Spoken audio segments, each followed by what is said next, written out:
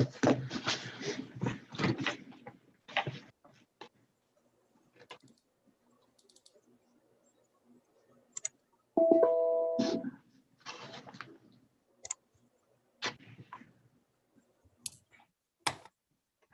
right, so I'm going to call the Southborough Capital Planning Committee to order Monday, March 8th, 2021. It is 7:30 p.m. Pursuant to Governor Baker's March 12, 2020 order suspending certain provisions of the Open Meeting Law, General Law, Chapter 30A, Section 18, and the Governor's March 15th, 2020 order imposing strict limitation on the number of people that may gather in one place.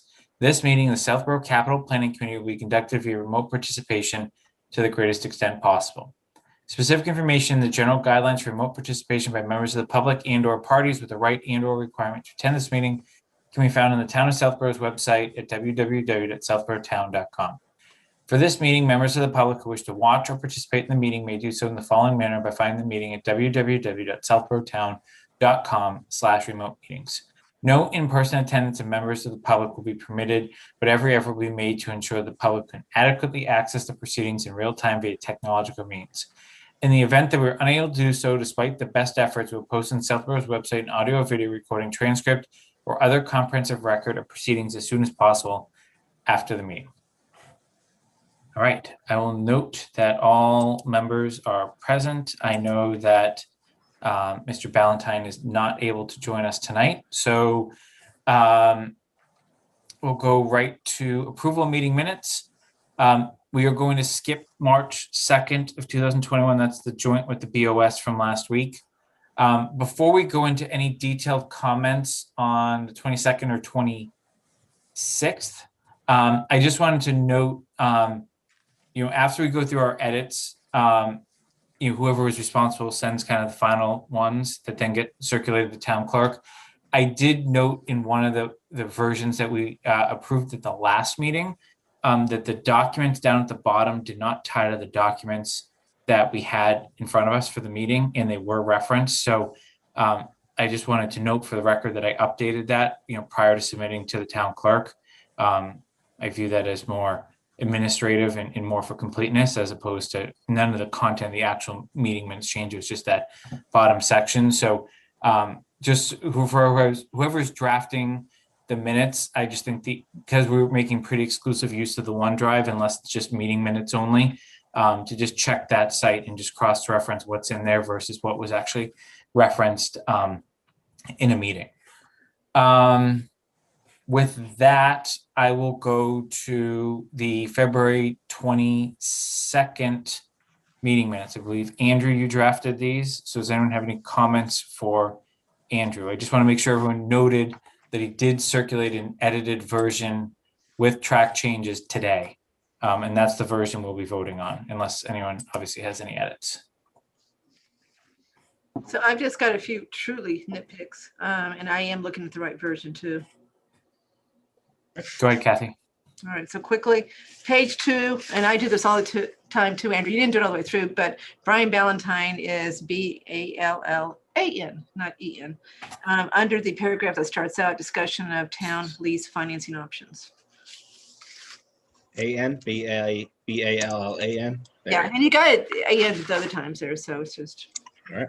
It sounds like an E. I do it too. Okay, let's see. Go to the next to last page, under standing committee language for town meeting warrant. That first paragraph, the 1, 2, 3, 4, 5, 6, 7th sentence, you just missed a word there. The committee also wanted to look. So you just got wanted look. So wanted to look. So put a TO there. And then the last one is same page. Keep going down under the paragraph that starts with discussion of next steps. It's the 1, 2, 3rd paragraph under that, 2nd sentence. It says process. It should say requires is your better word there, that the bidding process requires instead of makes. And that's it. Good job. There was one on the first page in the bottom paragraph, the last sentence. It just says the committee decided to hold, and I think it says of instead of off. It's just Sorry, Joe, which section was that? First page, Okay. last paragraph. Yep. Last sentence. Okay. It says the committee decided to hold, and I think it says of instead of off. Just needs an F. Off on. Oh, yeah. That was pretty much, that was about it. All right. Very clean.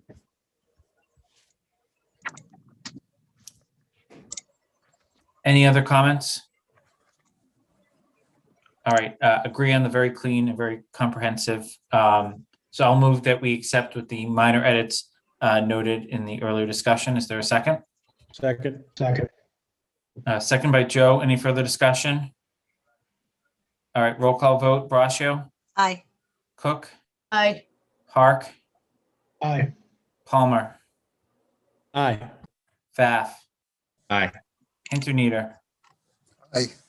I'm still getting my order down, Steve. Bear with me. Just call me out if I, and Malinowski is aye. So that's unanimous 7-0. Next is February 26th. These were drafted by Jeff. Any comments? No.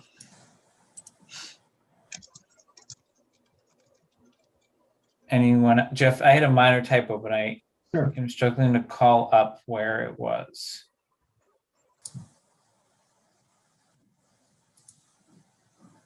It's in the large paragraph at the bottom of page 1, where we're talking about MTC.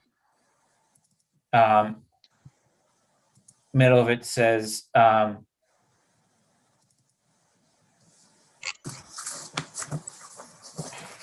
It should say while, not well, right? yes, that's it.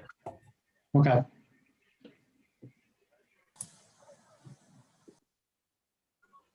Okay.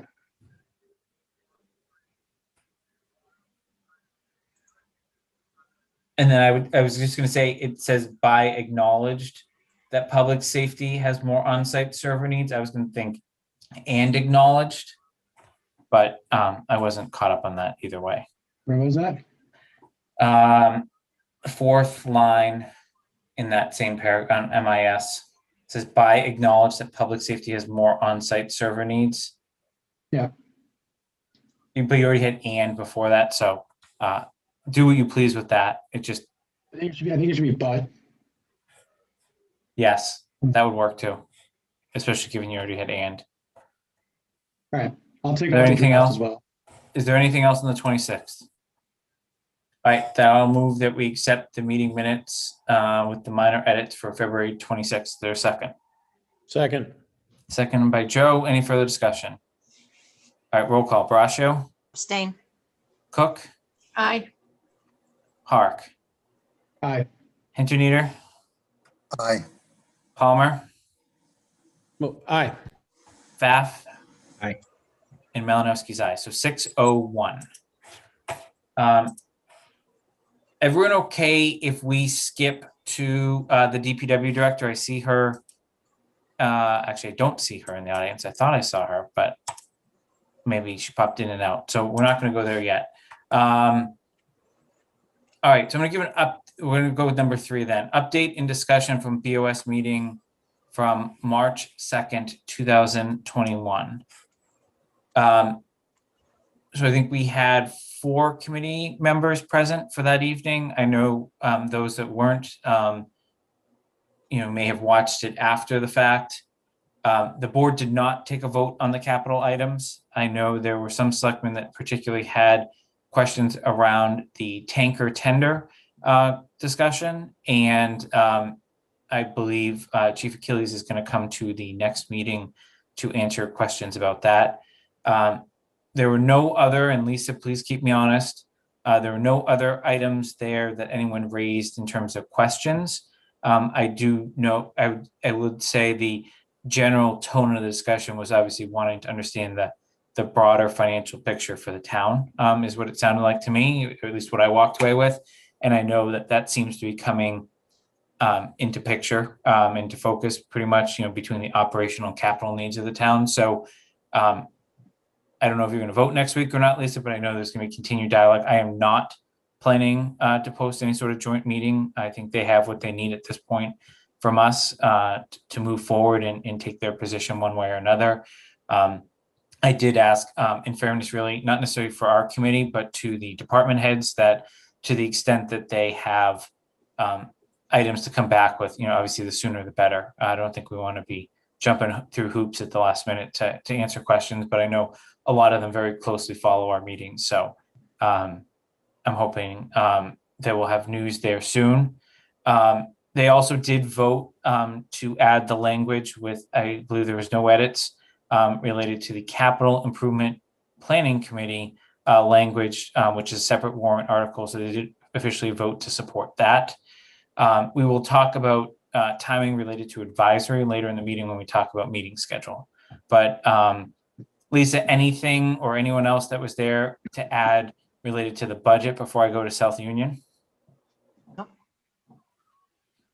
So the other topic that obviously was on our joint agenda with them was South Union. They're working through a potential RFP, and it'll be up for further discussion at next week's meeting. They were once again reminded of any of the conversations we had with both departments that reside in the building, as well as the letter in documentation that Historical had submitted in advance of the initial discussion around the topic that dates back to August of last year. So I think there will continue to be discussion there. I think the general intent appears to be that something may go out prior to town meeting. Obviously, they haven't officially voted on that, but that was the intent of drafting kind of the RFP. Lisa, Mark, anything to add on that?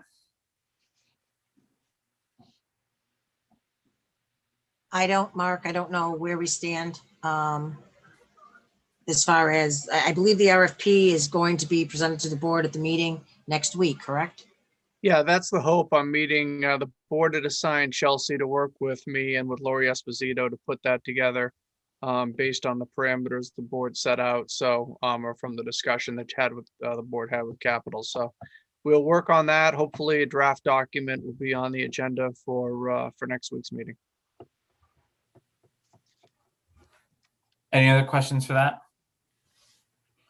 And I think my takeaway would be, this was obviously an abnormal budget cycle in that town meeting probably, in a normal year, which I know we haven't had in 2 years now, would have been in a couple of weeks.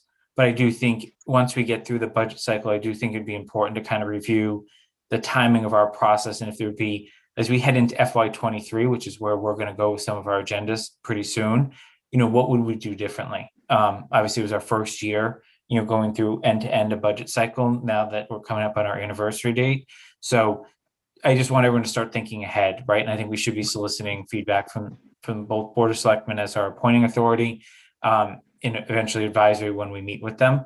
And they get to hear just on, what they would have wanted to hear more about, less about, the timing of the discussions, et cetera. Good on that topic. School Research Subcommittee. The committee has not met, the subcommittee has not met since our last discussion. But the superintendent did inform me of some steps he's taking, which more are him in the school committee, that will then help to inform the next steps. So as you all know, we discussed at our last meeting, in prior meetings, about the major shift between the two reports that NESDEC had put out there between December 2020 and February 2021. A report showing large growth, and then a report basically showing status quo for the next 10 years of what we have currently in our enrollments.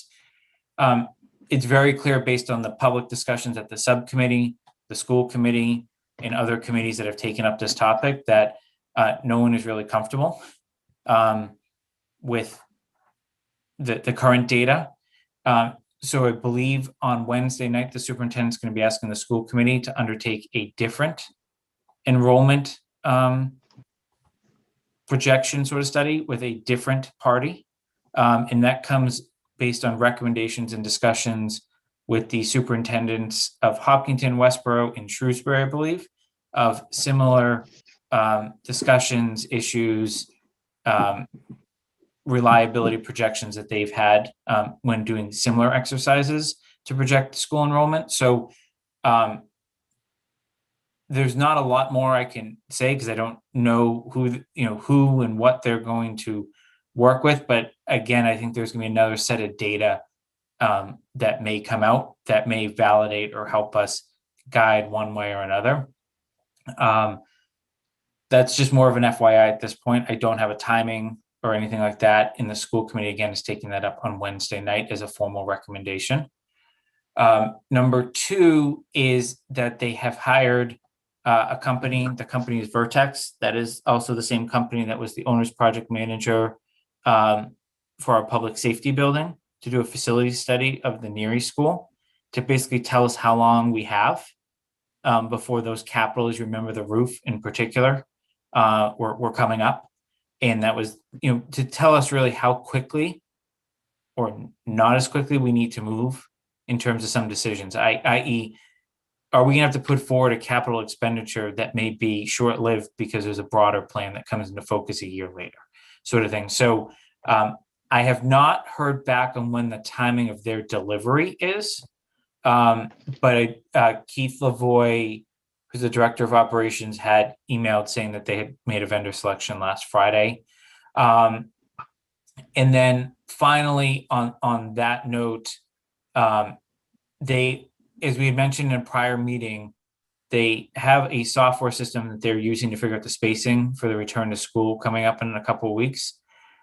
Once they have that fully buttoned down, as you probably all know now, all the schools are going back in some capacity, in the next month or so. So once that's buttoned down, they're quickly shifting and doing a summit amongst the educators to basically come up with, using the NESDEC data that we have currently, what those buildings could or would look like if you consolidated one of them into another. So they are going to be working through that and aren't going to wait for a secondary enrollment report to make those decisions or recommendations.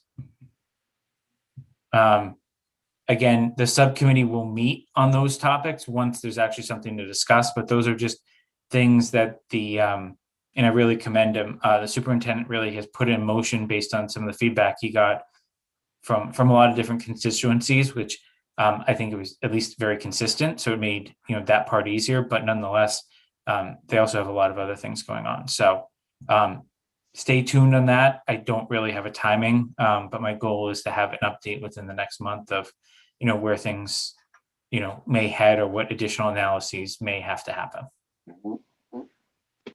Questions on that? It's like perfect timing. I just saw Karen pop in. So hopefully she's ready. I'm going to bring her in for item 5, which is meeting with DPW director on recommendation for FY22 on the Newton Street water main.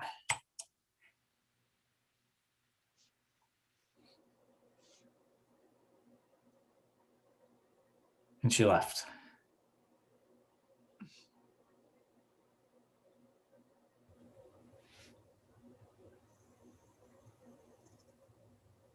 While we wait for her, I don't want to go into some of these next items because they could be longer topics. On meeting schedule, Karen, we're ready for you whenever. I'll let you catch your breath. Let me do meeting schedule first. We normally would meet on Monday, the 22nd, if we kept with our every other week schedule. My intent is not to do that because we've been invited to advisory on the 24th of March. So, which is a Wednesday night. Advisory starts the meetings at 6:30, just as an FYI. So my intent is to post a joint meeting for that. We don't have any other pertinent topics that we're going to have to address, at least that I know of right now. So my intent is that that's going to be our next meeting. It would be joint with advisory. And we would make a very similar presentation to what we've made to Board of Selectmen. I think the key difference there in terms of what we walk advisory through is obviously the audience is geared at the advisory members that aren't sitting here, that maybe haven't been following the progress of this committee as closely as others. So we may have to go into broader detail about each of the items that we are bringing forward as a recommendation. So that's really the only difference, I think, in terms of the verbal presentation. My intent is to use the same slides unless someone differs on that approach. Any comments on that? And then Kathy, your intent is to hold a vote the following week on that? That is the tentative plan. All right, Karen. Are you ready? I am. All right. Thank you for joining us again. As I know, I think Mark and Brian both briefed you. You obviously came before us with what I'll call a later request for FY22, but I think a very valid request to bring forward as soon as you knew about it in terms of the Newton Street water main. And I think, we wanted to understand your latest thinking. And then I think the committee had some questions, as a reminder for all, we had an initial conversation 2 meetings ago. And then at the last meeting, it became apparent that there may be some differing opinions about just doing engineering construction, what Karen and her team's bandwidth are to oversee construction. So Karen, maybe I'll just hand you the floor to bring us up to speed with your latest thinking, and then I'll open it to the committee to ask questions, and we'll formulate, our position if we're ready, based on that. Okay. I think I'm on kind of slow bandwidth. Can you hear me okay? You're good. Okay, because I'm all clicky when I look at it. So the Newton Street water main, well, with that project, currently I think we're probably better off. One of the reasons that we originally, I know there was an issue, we want to fix it, but how it was going to affect the rates, the water rates, was really what everyone's concern had been. So what I ended up doing was, we were in the middle of the water rate study at the time that we originally brought this up. And it basically, we were able to kind of basically just change a $2 million project out. But because of the amount of water we used last year, right? So our percentage of the MWRA, like our flow share of the MWRA, which is how we're billed, ended up increasing so much that the water rates will cover, basically it puts us where we were when the selectmen expected last year when they voted the water rates, and then there was anticipated to be a 5% increase this year. That 5% increase keeps us where we were. In order to stay more fluid and do the Newton Street project, we would have had to go up a little bit, I think just too much higher. So I think it's better at this point to wait and let our water balance out. So we had a lot of revenue last year. We're going to be able to put that into, because we sold so much water, we're going to be able to put that into the reserve receipts, or what's it called? Retained receipts. But then we have to pay a lot for the water in this coming year. So our budget's higher to pay for the new water. So rather than go and throw a project on, and now that we're paying for that bonding, I think it would be better just to get the money for the engineering. We can bid the project before next town meeting. We'll know exactly what the cost is. We can raise it from our reserve receipts, and we have some money in the water main project that underran, which I believe maybe can get switched over to be done for this water main project, and then we'll have even less of a bonding to do. Does that make sense? That's why it makes sense to put it off that year. It needs to get done, but I know someone was asking, what if there's a catastrophic problem? Every water break is basically a catastrophic problem, right? It's not a huge problem for us. If it breaks, it's not like it's a gas main and it's gonna explode. You'll get a break in one spot, you're gonna fix it. And that would only be if by chance it broke. Now it hasn't broken. We, knock on wood, that has not been a problem main for that. It's just the flow is really slowed down in that pipe because there's so much tuberculation on the pipe. And then So that affects the flow, and the tuberculation also affects the sometimes like this discoloration in the water. So that's the water quality. It's not like it's bad for your water. It's just sometimes it gets discolored down there because of all the tuberculation. Boy, that's silent. Mark, these questions may be for you. I guess just a clarifying items before we go around the committee. If this ended up on town meeting floor as the full thing, engineering and construction, and we put a placeholder amount based on Karen's best math, the full project, not split of it. This would clearly be something that's bonded, correct? You know, being $2 million. So is this an impact to water rates for next year, i.e. what the Board of Selectmen are going to set soon? Or is it the following year? I'm thinking the following year, but I just need a sanity check on that. I think it depends. So if you're talking about bonding the entire project, but simply doing the engineering fees this year, Jason, or are you talking about moving ahead with the whole thing this year? Let's just go with the whole thing and we'll peel the onion back from there. I guess it depends on when she actually does the project. If she does the whole project this year, it's going to be something that will bond, and this is more Brian's bailiwick, but I'm going to say that we're simply going to pay the interest. We're not going to have our full principal and interest payment until the following year. Which I think is consistent with what you've done on anything major recently. Correct. Lisa, how many times a year do the Board of Selectmen deal with water rates? Once? And Yes. when is that generally? What month? March. So you're doing that right now? Yeah, they're gonna vote that. I have it hopefully at at their next meeting on the 16th. They'll just vote that increase that they had anticipated last year. And you've assumed what for this project? Can you ask the question again? How would you mean? You've assumed what in that presentation to the Board of Selectmen next week in terms of for this capital item?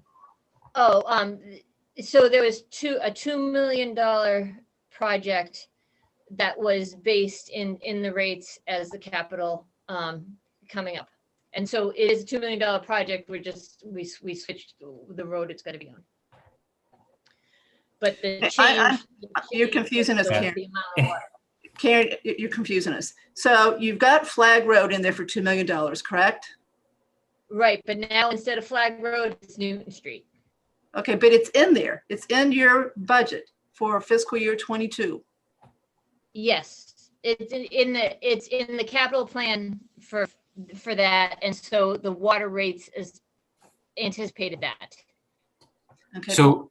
But hang on. So Karen, if we choose to bring nothing forward other than engineering, do you change your recommendation to Board of Selectmen on water rates for next year? No, And if we choose to bring it forward, you're not changing your recommendation on water rates, correct? That's what I'm hearing. I'm not going to change it for this year, but there is a chance that it'll affect us next year. So the problem we have is that our budget's up $230,000 because we hadn't, that's how much more we have to pay for water for this year, next year, right? Because it's off a year. So that $230,000 wasn't anticipated when we did the water rates last year. So we're paying that, and I don't think at this time the town can necessarily increasing more than 5% doesn't make a lot of sense. We do have a lot of money in retained earnings. I keep calling reserve receipts. Retained earnings is the right word. So that money we could take out of that and fund like just the engineering out of that, right? Whatever we make this year for money, and any money, it goes into that retained earnings. And then next year we do the borrowing, we bond. And if it turns out that the project comes in high, or it turns out that it's a really wet year and we make no money in water, we might have to increase the rates a little more again. I mean, it's anticipated that we're looking at 5% for like the next couple of years. I don't really want to go higher than that. That's a big nut to ask people to bite. Okay, so to be clear, the rate the BOS is going to vote on next week is 5% more than it is right now for fiscal year 22. Yes, Okay, and that rate is expected to cover all of your out-of-pocket expenses for fiscal year 22, or it's one choice, or it's not going to quite cover it, but you've got your retained earnings left over, your surplus from fiscal year 20, that you could, and I assume you think that's going to carry over and keep going through fiscal year 21. So you're going to have a surplus into fiscal year 22 that you could use against this additional cost of the water you're going to have to incur for fiscal year 22. I'm still having trouble with the $2 million as far as what the impact is, but maybe everybody else has it.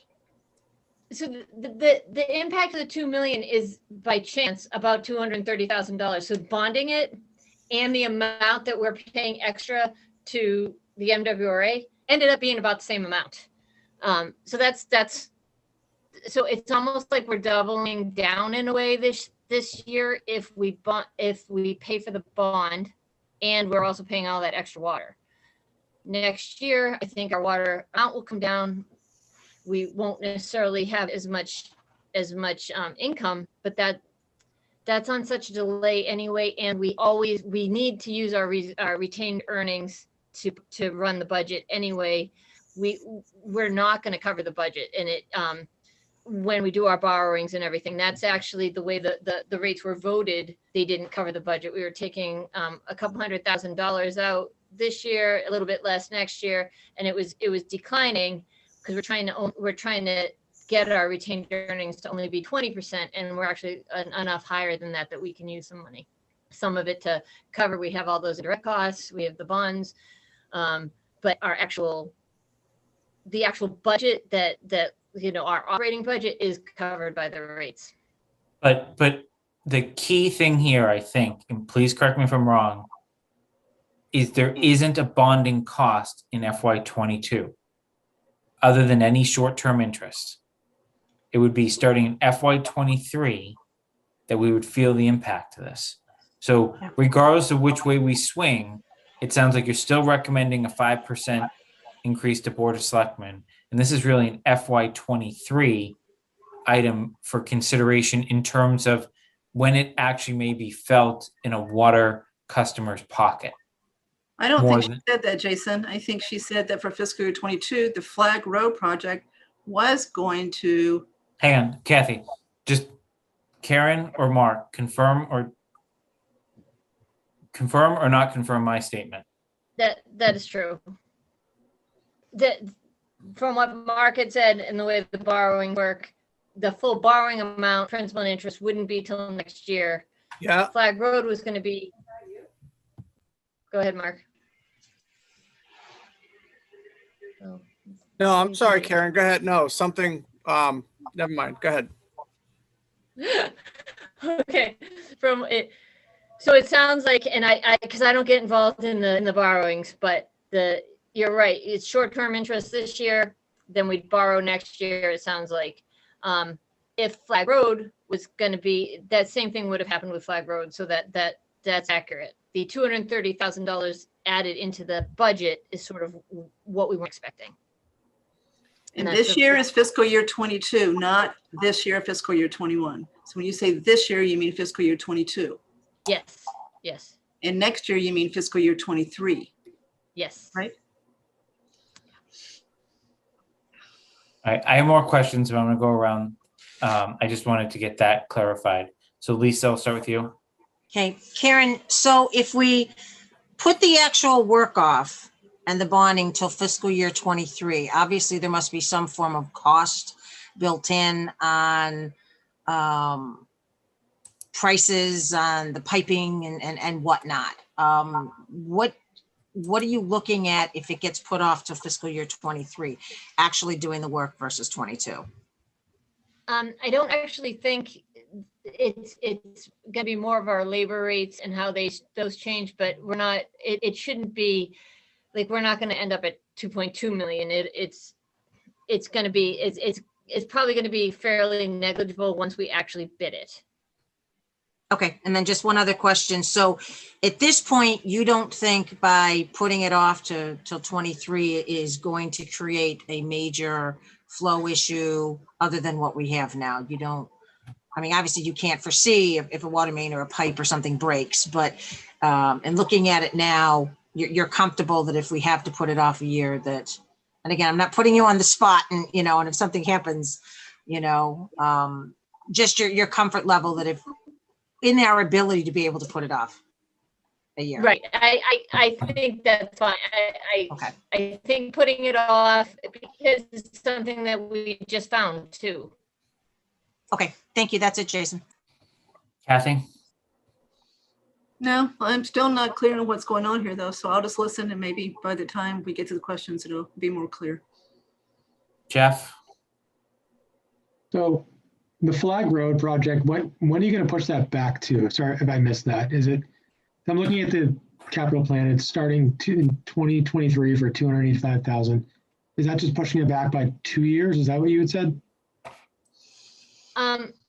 Yes, I think we pushed it back, and part of right now, we haven't gotten the new master plan in.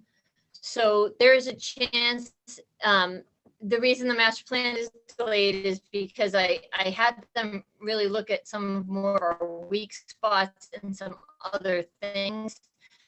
Not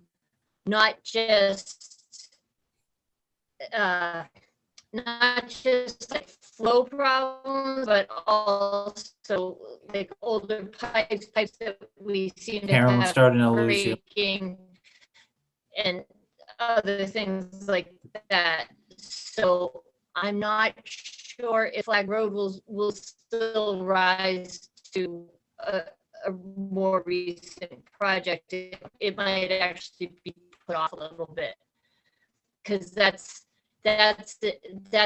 to make an error.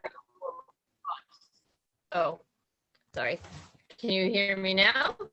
It came through pretty slow, but it wasn't garbled, at least on my end. I just want to make sure everyone heard Hold on. Karen. Hold on one second, Karen. I'm on Zoom. Better now?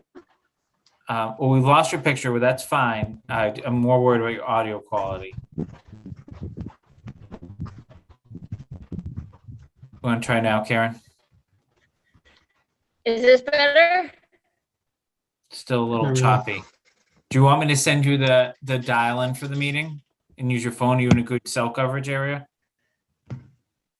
Or just turn off your video sometimes.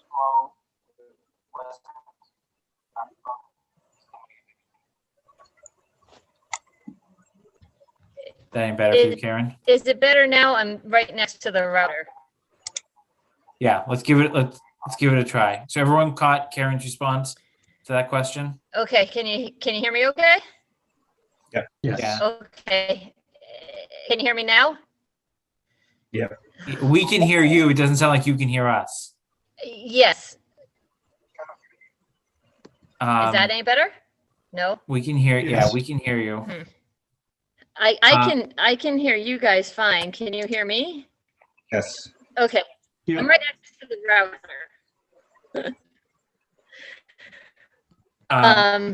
I forget what the question was now. It was just asking about the Flag Road timeline. No, I just forget what the question was. Yeah, no, I think she answered. I couldn't really hear it. Sorry. That's okay.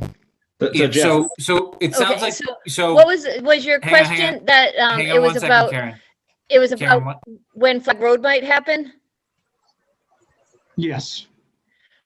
Okay, so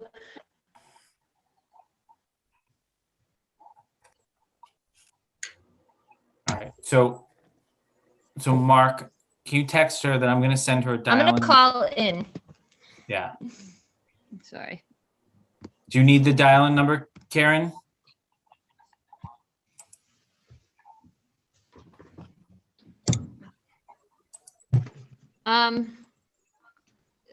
Yes. Uh, Can you put I- it I- in your chat?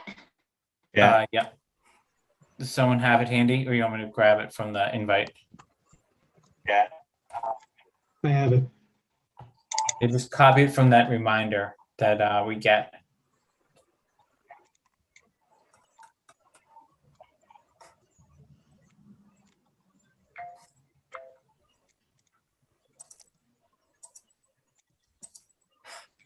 Where is it?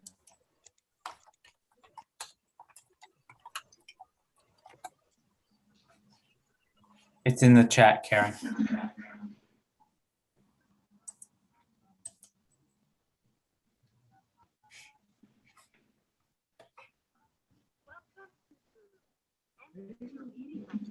That's why I can't do that thing. You need the clip. Oh, okay.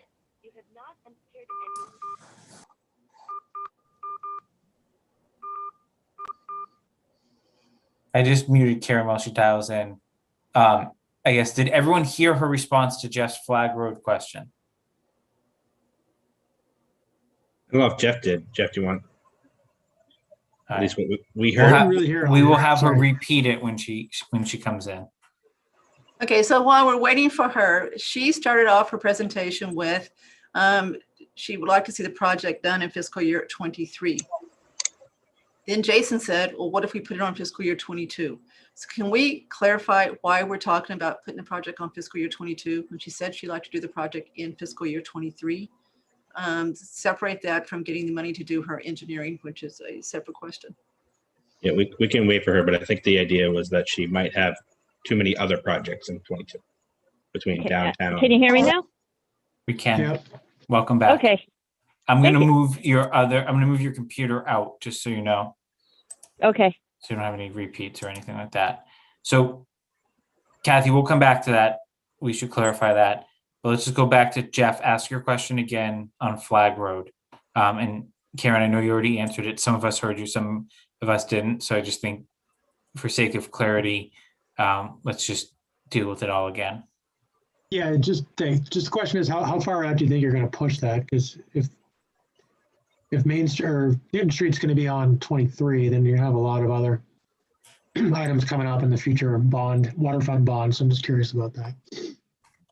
So I'm not sure that it's actually going to end up, I'm not sure where it will end up because we don't have an update. The master plan hasn't been updated and I had some things that I had to change in it.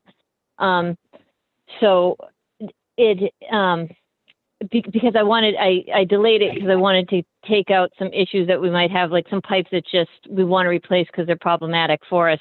And we've always kind of focused our master plan on making the system more robust rather than doing kind of like repairs or getting rid of some older pipes. So that was why I changed that in the master plan. So I don't know when it will be in. It's something to help make the area more robust. It's not necessarily it's not a problem pipe for us. So that could actually end up being delayed a little bit while we get some of our more problematic pipes taken care of. So the answer basically is I'm not sure. Okay. I didn't see and the your other question, one Jeff. is, yeah, I also see the water loop at Fisher and Presidential starting in 22. Again, we didn't really focus on this a lot because it's in the water fund, but it's on there. Is that If something we didn't else focus that's on, it's still- not on the capital plan. It's not on the capital plan for this year if we didn't focus on it. Right, but it's Yeah. going to impact the rates though, right? Which is this. Anything that's already in our capital plan that was in it before has already been accounted for in the rates. But and that project isn't designed yet, so we'll be working on design for that more than anything, because we have to get under the CSX tracks, which is problematic always. Okay. And I don't think it's CSX actually that owns that piece of rail. Okay, thank you. Let's go back to Kathy's question because Kathy, you punted on your question first, but then you asked a question. So you asked about why are we even talking about this for FY22 if Karen's saying she can't get to it till FY23? Was that your question? Mhm. Because originally when Karen came to us, and Karen, please keep me honest, she presented us three options. Engineering for FY22, engineering plus phase one for 22, or engineering plus everything for 22. Correct. Then we talked about it, right? We didn't offer a view, I think, one way or another. And then in between meetings, we were notified that there may be a bandwidth concern if we went kind of all the way to the right. Is that a fair synopsis? Yes, that is that's accurate. So it's not really a fear of the bandwidth. It's more of a the rates might be it might be problematic with the rates, and we have enough other projects going on that the town might not be able to absorb more, and then also we have the issue with, us making sure, like the DPW, making sure we're still getting some other projects done, our own internal stuff. So it's a mix of several different things, which is why putting it off isn't a problem. If we don't put it off, we will absolutely be able to get everything done because, obviously that we'll work hard for that. We can always make stuff happen. But what do you want, Karen? Do you want it on fiscal year 22 or fiscal year 23? I think, honestly, I'd love to get it done quicker, but because of my worry with the rates, I'm fine with, I really think it might be best to just wait for a year. So what I want and what makes sense probably are two different things. So I would say let's go with what makes sense, which would be to wait till 23.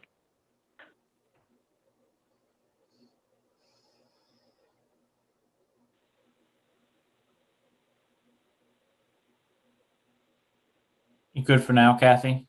Mhm. Okay, Steve? I'm not sure I have any questions because I'm still not clear what we're trying to get to here for this committee.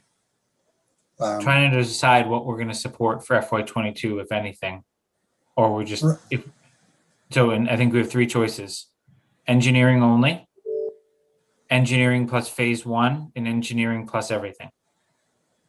Engineering plus everything, we've been told, is a $2 million project. That's how I understand it.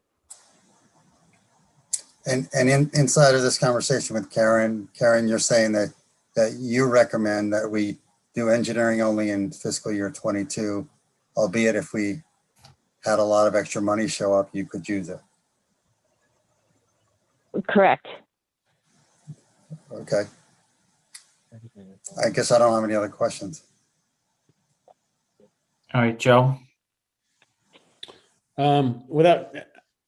Without knowing the history of the rate hikes and not being somebody that pays the water rates, I would defer to somebody that does to give me a viewpoint on how they view this particular item moving forward. Because I don't, at a 5% rate increase year on year, that sounds like, a pretty good chunk on there. So I wouldn't be interested in heaping it on people unless it really needed to happen. Andrew? I would say, I think I'm in favor of the engineering and then postponement, or maybe a fall town meeting or something, or a different one, because I'm just not confident that the $2 million is the right number. I don't know if it's more, I don't know if it's less. I think without the engineering study, we don't know exactly what we actually need to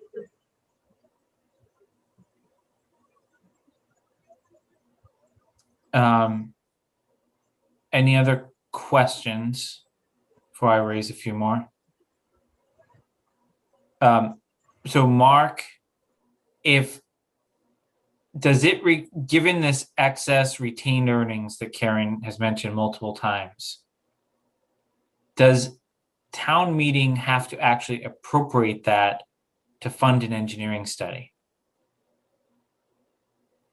Or is it within Karen's, what is the policy to undertake the engineering study and appropriate those funds if we're saying the funds are actually already sitting there? So even though she has funds and retained earnings, they still need to be appropriated by town meeting. So when her budget is approved under the article directly following the general fund budget, you will approve the budget to be funded by a certain amount of retained earnings and the rest to be raised through rates. So hypothetical scenario, let's say we bring forward the engineering, it's voted on May 22nd. Does Karen have to wait till July 1st like everything else, or is it available to her immediately after that?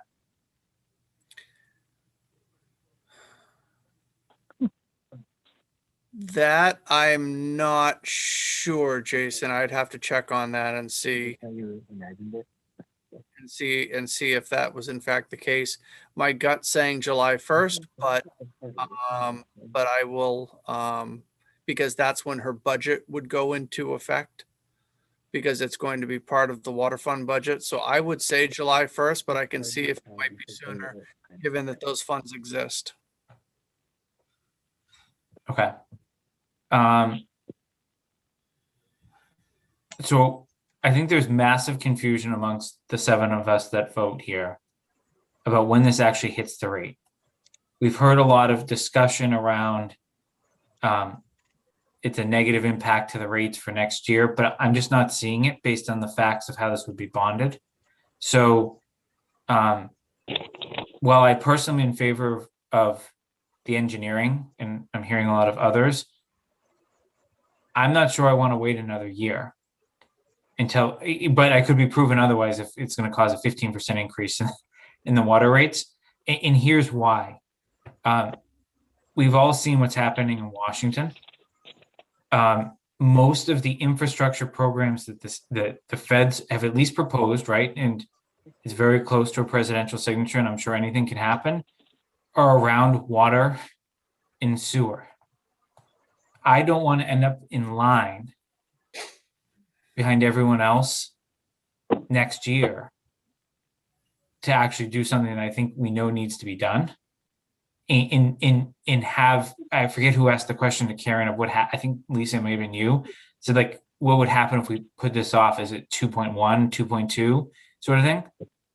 I don't have a crystal ball, none of us do, but I am concerned that if there are federally funded infrastructure projects, one, I would love to be part of that, but regardless of whether we're eligible for it or not, and whether it's a water item or a general fund item, I just don't want to be in line, in be short, basically, have an emergency need that goes unfunded, and we pay twice as much in labor than we should be, and or we're on a significant delay, and maybe this project's being done 3-4 years down the road instead of 1 to 2 years down the road.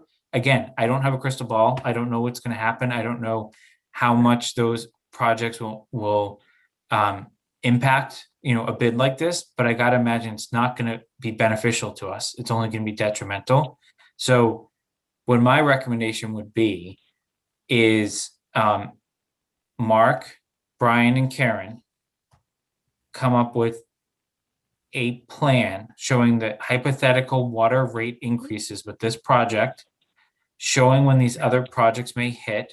Brian is very good with, kind of saying what he's thinking in terms of bonding, so that then there's no confusion about what the impact to the water rates would be.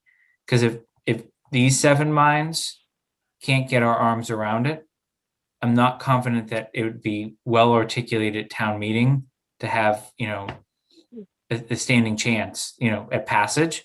But I'm also hearing a critical need that I don't want to just postpone because we don't have maybe the proper spreadsheet in front of us. So I guess I'd welcome a reaction, but that's where I'm at. Sounds, I mean, that's possible to me. It works fine for us. Go ahead, Lisa. Yeah, I just want to ask Karen a question. I thought I was clear, but now I'm not really clear thinking back on the initial conversation. So Karen, because we use more water than we had planned initially going in, so there's $230 some thousand that we had planned on that we're going to owe. And if we bonded this at the same time in owing that, are the water rates going to go up more than the 5%? So my recommendation is still going to be the selectmen that we don't put it up higher because there is retained earnings to cover that cost. Okay. So fiscal year 21 currently, we'll actually have a surplus that will go into the retained earnings. After that, it's going to start coming out, even with the 5% increases. And you know that for a fact for fiscal year 21, we're in March. So you know that based on what you project for the rest of the year? Based on money's going in based on the amount of revenue that has been coming in. That I don't think we're pulling out of retained earnings this year. I mean, Brian would know for sure, but I know that the amount we've billed is a lot higher than we usually bill because it was such a drought, which is why we owe more to MWRA next year.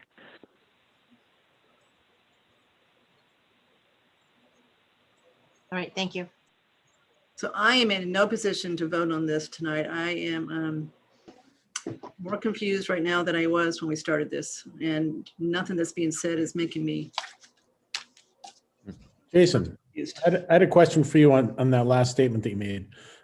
Were you endorsing the idea of voting appropriation, or at least the permission for bonding for it to get the engineering done and have the project ready in case there was an infrastructure package that we could just tag it to?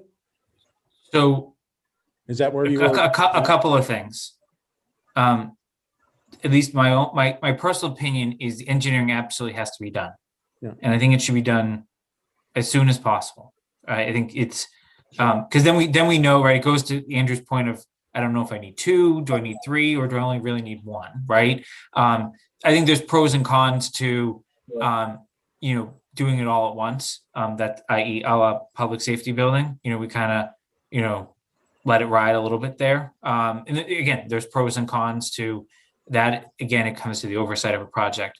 But what I was proposing, given the confusion that exists here and the need for concrete numbers, is that I think Mark and Karen have heard the confusion. Brian obviously has to be part of that conversation as well. I would suggest, instead of outright voting it down, whether it be engineering or the actual project itself, I think we need to see it on a piece of paper. How does the bonding work out? And especially, at least I don't want to speak for you, but it's really the only one that actually has a say in what rates us water customers get charged. I would think that would be important before the board could even vote next week, knowing how this factors in or not. So that's what I was going at, Joe, is kind of saying, I'd like to see it all on a piece of paper. Where I was at in my head, and I still think I am, is I don't know why we're not bringing the whole thing forward, unless it really doesn't need to be done. If we think there's a need, all we're doing is asking town meeting for bonding authorization. And then we have to rely on Brian and his team to phase that bonding in such a way that it doesn't cause a huge flux in the tax rate. And it also gets us better prepared for, hey, maybe there's a matching fund through the state or feds. It just puts us in a better position. I'm also willing to vote on just the engineering tonight and leave open the possibility for construction subject to that Excel spreadsheet. So that's again, my personal opinion, but this is an important item. I'm hearing flow issues. And my other question to Karen is this street already being dug up in part for your Chapter 90 project to continue downtown? A little bit, yeah. Just the north piece of it. The south piece of it, closest to that takes you from Main Street to the medical center. Okay, so then would you then dig it up again if we waited 2 or 3 years to actually do this construction? I know it's a small part, but would you dig that part up again? Yes, we wouldn't final pave it to start with when we do, because it'll be for drainage is really, so it'll be a different area. There's also gas main in there, and I know that they've recently replaced a lot of the gas mains, so that road does need paving. But if we put it off, I would only be putting it off till next fiscal year. I wouldn't, I would do it in 23. I wouldn't put it off longer than that. But then that's subject to the availability of a contractor. Yeah, that's true too. Yes, good point.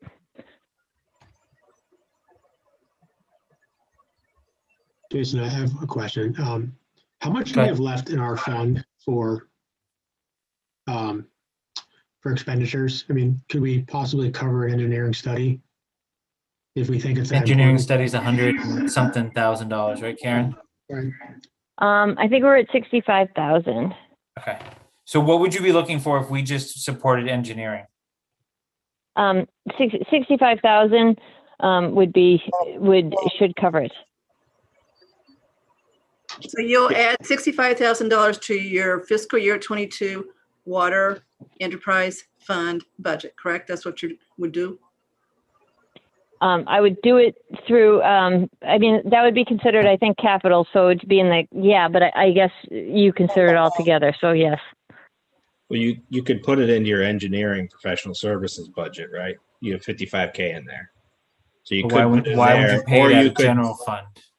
what? Why would you pay it out of general fund? No, in water fund, in the water fund budget, there's Got it. professional Okay. services. Yeah. Okay. I'm saying in the water fund, you could bump that up, or you could do a capital article. So there's 55 already there, Andrew, is what you're saying? Yeah. For fiscal year 22. For 22. And Karen, had you already designated something else to be used for that? Well, that we use that for several different things. So that engineering money is for like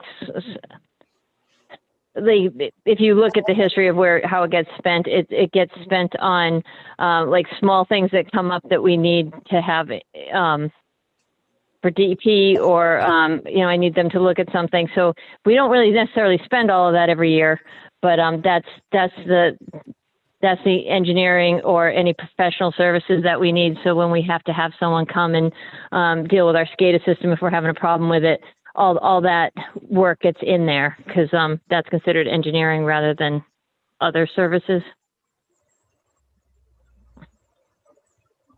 All right. So I'm going to make at least one motion, maybe more. Before we make a motion, Jason, can I ask one question? Go ahead. of Mark?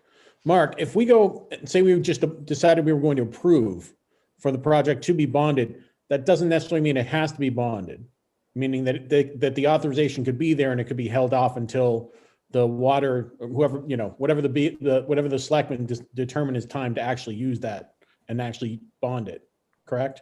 Correct. The selectmen are the ones that basically, I mean, you can, town meeting can determine and approve a bond, but the selectmen are the only ones that can authorize a bond to be issued.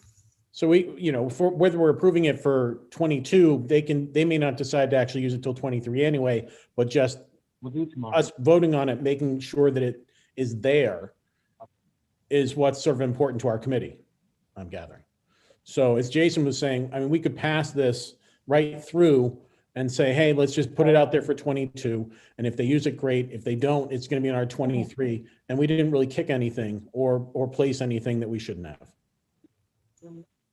Because we know we're going to be doing it anyway. So just put out the authorization, let the selectmen deal with this. Joe, the only question is whether or not 2 is the right number. Okay. If it's right, then I completely agree with you. Fair enough. Fair enough. The other thing you could do, Andrew, there is if you're concerned about it being low, obviously someone can come back, right? If it needs to be done, it needs to be done. If it's too high, then oversight handles that, right? Through proper bidding processes, et cetera. But I don't have a view one way or another. And I'm just saying that those are the alternative arguments to how you think about that. So I'm going to make one motion and then we'll see where we go from there. I'm going to move that the Capital Planning Committee support a warrant article to at least include an engineering study funded through the Water Enterprise Fund for FY '22 related to the Newton Street water main. Is there a second? Second. Second. I heard Joe first. Is there any further discussion? Do you just want to put the dollar amount on there for 65,000? Karen, you're good with that number, right? Yes, I am. 65? Yes, so I'll add that into my motion.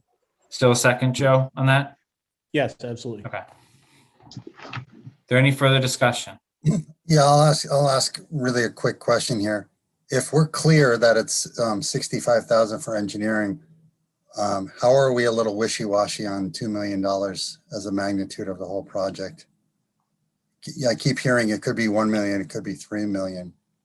Karen, do we know how much this project's going to be?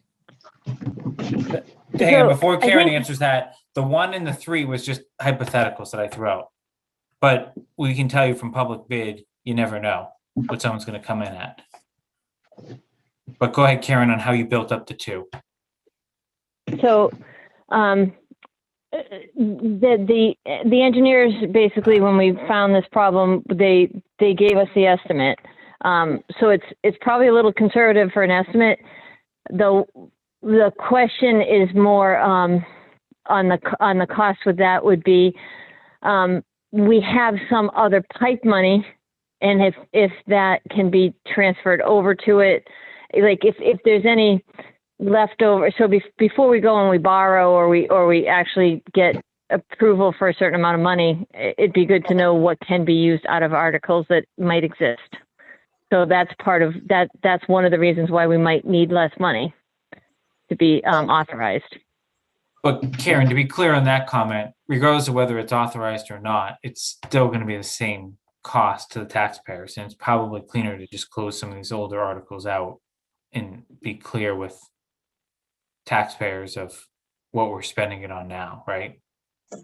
Yes, like I would assume at town meeting, they'd say, look, we're going to spend, it's a $2 million article, 900 is coming from this old article, and 1 million is new appropriation or something. I'm not all the way sure how they do that, but I know we've done that before where we've taken articles and just, seen if we can just move them at town meeting. Mark, do you want to comment on that? No, I think, I've done that before too, in terms of using old articles and repurposing them to fund, fund new or existing projects. So, again, we can continue to belabor the subject a little bit here, or we can go back and do the homework that you've assigned us. I know you're trying to find a way to move this forward, Jason, but, Well, there's a motion on the table. It's been seconded. Steve asked a question. Is there My any question further was answered. discussion? All right, so roll call, Braccio, Aye. Cook, Aye. Hark, Aye. Hinterneeder, Aye. Palmer, Aye. Pfaff, Aye. and Malinowski's aye. So that's unanimous. So Mark, you now have a placeholder for a minimum amount. Does anyone disagree with the logic that Mark, Brian, and Karen have a homework exercise to come back to us so that we can vote up or down on construction now versus FY23? Again, it's more the authorization. It's not necessarily when the construction would happen. All right, so I liked your idea, Jason, of putting it right on the board so that, if anything happens, we can take opportunities as they come. And, the selectmen are going to set the agenda for when it's going to happen anyway, so.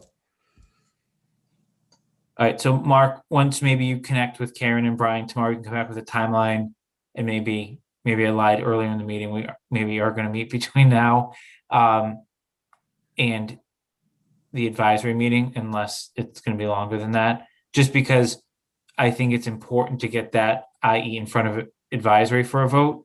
And if Lisa, you and the board are going to be setting water rates next week, I think you would kind of want to understand this top to bottom as well. Okay, so I'll follow back up on that. Karen, anything else for us? I don't think so. I'm sorry it became such a pain. I thank you for tolerating it. Thank you for joining us, and I'm sure we will talk soon. Okay, great. Thank you. Bye. All right, thanks. All right. We're going to move on to discussion of one-stop grant program specific to Route 9 wastewater. Mr. Wood, I do see you in the audience. If at any point you want to chime in here, certainly just raise your hand and I will pull you in. I mentioned this at the end of our last meeting as an item that would be on our agenda. Ms. Hale had circulated to, I believe it was all boards and committees, the details of this program. And I inquired probably a week or two ago with her and Mark about whether anyone had submitted something. My understanding was at the time, only one department had submitted something that didn't seem to match this program. The details of the program, I think we previously shared a link, but it also was pretty well outlined in the EDC draft presentation that I had forwarded. And then I spoke with Mr. Wood as the chair of EDC to understand kind of where they were headed, because it's one letter of intent right now for the town, but it can encompass multiple projects. And if you recall, and see, this is for your benefit, we had discussed the concept of wastewater along Route 9 and what that could potentially do. And it was a really, really preliminary conversation. But it comes back to, what can we be doing to, help the top line of the town, not just necessarily the bottom line. And, the conversation, I believe I asked to see if anyone on the committee at the time was willing to kind of continue to, move it forward. I didn't have any volunteers that night, but hoping we go a little different direction tonight. But this letter of intent is due in the next 30 days. It's a very short interest, but what it does is it basically makes you eligible for 10 grant programs run by the state. And the state works with you to match you up.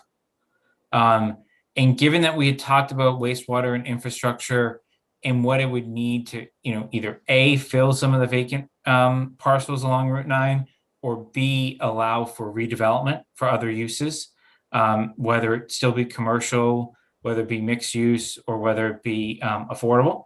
I think all are potential options.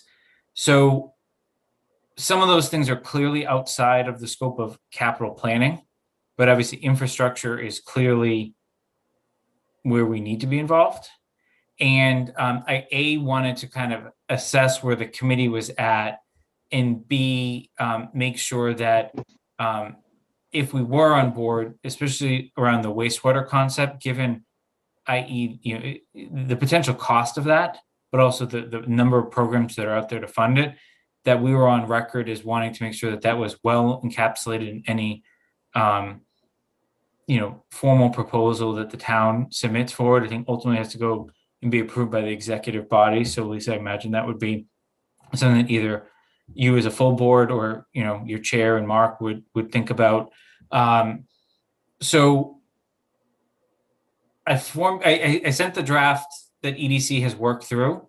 My personal view is it doesn't really, that's a presentation. It's not really the letter of intent. So maybe Mark, before I open it up to anyone else, have you heard from any other committees other than EDC in the presentation that I circulated to the committee, with others that may be interested on this particular topic? So I would have to check with Vanessa. She's been the one who's been coordinating responses on that, Jason. I'm not, there may be a couple of other small things, but there's nothing of any size, any other projects. And Is Vanessa going to be the point person on putting the letter of intent together? Has she been tasked with that? She's been tasked with getting all the potential projects put together. I haven't assigned, or discussed who's going to put the actual letter together, but it would make sense that she's going to at least be, a big part of that. that was exactly going to be my question: is who's spearheading? Because obviously, you're probably going to have multiple boards and committees, and potentially even department heads that are interested. But it sounds like you're narrowing in on certain things based on the response level to date, right? This has been out there for, about a month now, if I'm not mistaken. Correct. Can I ask Okay. a question, Jason? Go ahead, Lisa. So, Mark, I know that this has been out there and it's something new and it's something exciting and it's going to present some great opportunities. Are we clear that whether it be a chair of a board committee or commission and or a department head are clear exactly what this is and what's it looking for? Again, I don't know what information was disseminated to everybody. So, I mean, I think this is really important, and I just worry that not everybody understands exactly what it is, and they're thinking on a different scale of project potentially. So I think that, I think, and I'd have to go back to check, my emails, Lisa, just to be sure, but I think, Vanessa sent this out pretty broadly and pretty explicitly as to what it is. Again, it's an expression of interest. It's not a grant application. It's expressing, here's what we'd like to do. And then basically having the state take a look at this, ask you some questions and say, okay, there are these two different grant programs that apply for this particular issue that you're looking to solve, project you're looking to get funded, and putting you in that direction. You then have to make application for those, but it at least gives you guidance that you're not applying for something where the funding may not, be applicable or match up to what you want to do. So I agree that it's an important step to help us identify, what our resources are, what our opportunities are, so that we're not wasting time spinning our wheels on something that really isn't matching up. Do you think Vanessa could send it out again, just one more time? I'm guessing there might be some confusion on some boards or committees' part. That's all. If we could just send it out again. I send out emails all the time and they fall into black holes and I never hear from anything from them again. So, I know. there are probably people that it slipped by the radar. So I'm happy to have her resend Okay. that. Thank you. Thank you. I just Jason. want to make sure, Lisa, that there's someone that is going to spearhead this and make sure it gets done. And I would think it's got to be Mark, Board of Selectmen, to take charge of this and at least make sure there's a process that puts it all together in this 30 days. So we do have a submission. I completely agree. I mean, I don't know who else could do it. And you said my favorite word, process. So I'm all in on that, All Captain. right, there you go. I knew it. That's why I said it. Yeah, I will say, Lisa, my personal view is that this has been well communicated, and there's been multiple emails about it. Whether people read the documentation when they submitted certain things, I mean, I think is always the devil's in the details. So, but I do think, again, this is my personal view, just looking at what EDC has started to formulate, certainly is clearly on point with, what this program is looking for. I think my question really is, and I don't have an answer, but it's, what really we should focus on as a town, right? Again, this goes to Board of Selectmen, town administrator, assistant town administrator, right? Like looking across the board, because I think if we put too much in there, my personal view is your message is going to be lost. But obviously, the more specific we are, the better chance we are getting into one or more grant cycles. But at the same time, maybe it's not the top priority of the town and the taxpayers, right? And while it's quote unquote grant money, we all are funding it in a separate capacity. It's just a much bigger pool that's funding it, right? From, our state income taxes. So, I guess if we keep it specific to capital, assuming that Lisa, you and Mark will work through the process component of this, does everyone generally support the idea that we need to make sure that Route 9, not other areas of town, but Route 9 in particular, is a prime focus related to infrastructure, in particular wastewater, but I'm willing to make it more general, and really work directly with the EDC on that point to really hone in on the message of what do these businesses really need to thrive, or what businesses could we attract if we had different infrastructure. In part and parcel, I do see Ms. Jasinski's here too, from a Shopsy perspective. I honestly don't know the permitting along Route 9. but I know there's obviously countless discussions about, affordable housing. And again, not in our, I think, capacity as capital, right? So I'm trying to, but I would certainly encourage that as just a taxpayer, that if there's a way to thread that in. But I think when we look at what our charge is in terms of capital, I think my personal view is there's a severe infrastructure problem along Route 9 that, is at least warranted getting someone outside of this town's view to hopefully steer us in the right direction one way or another.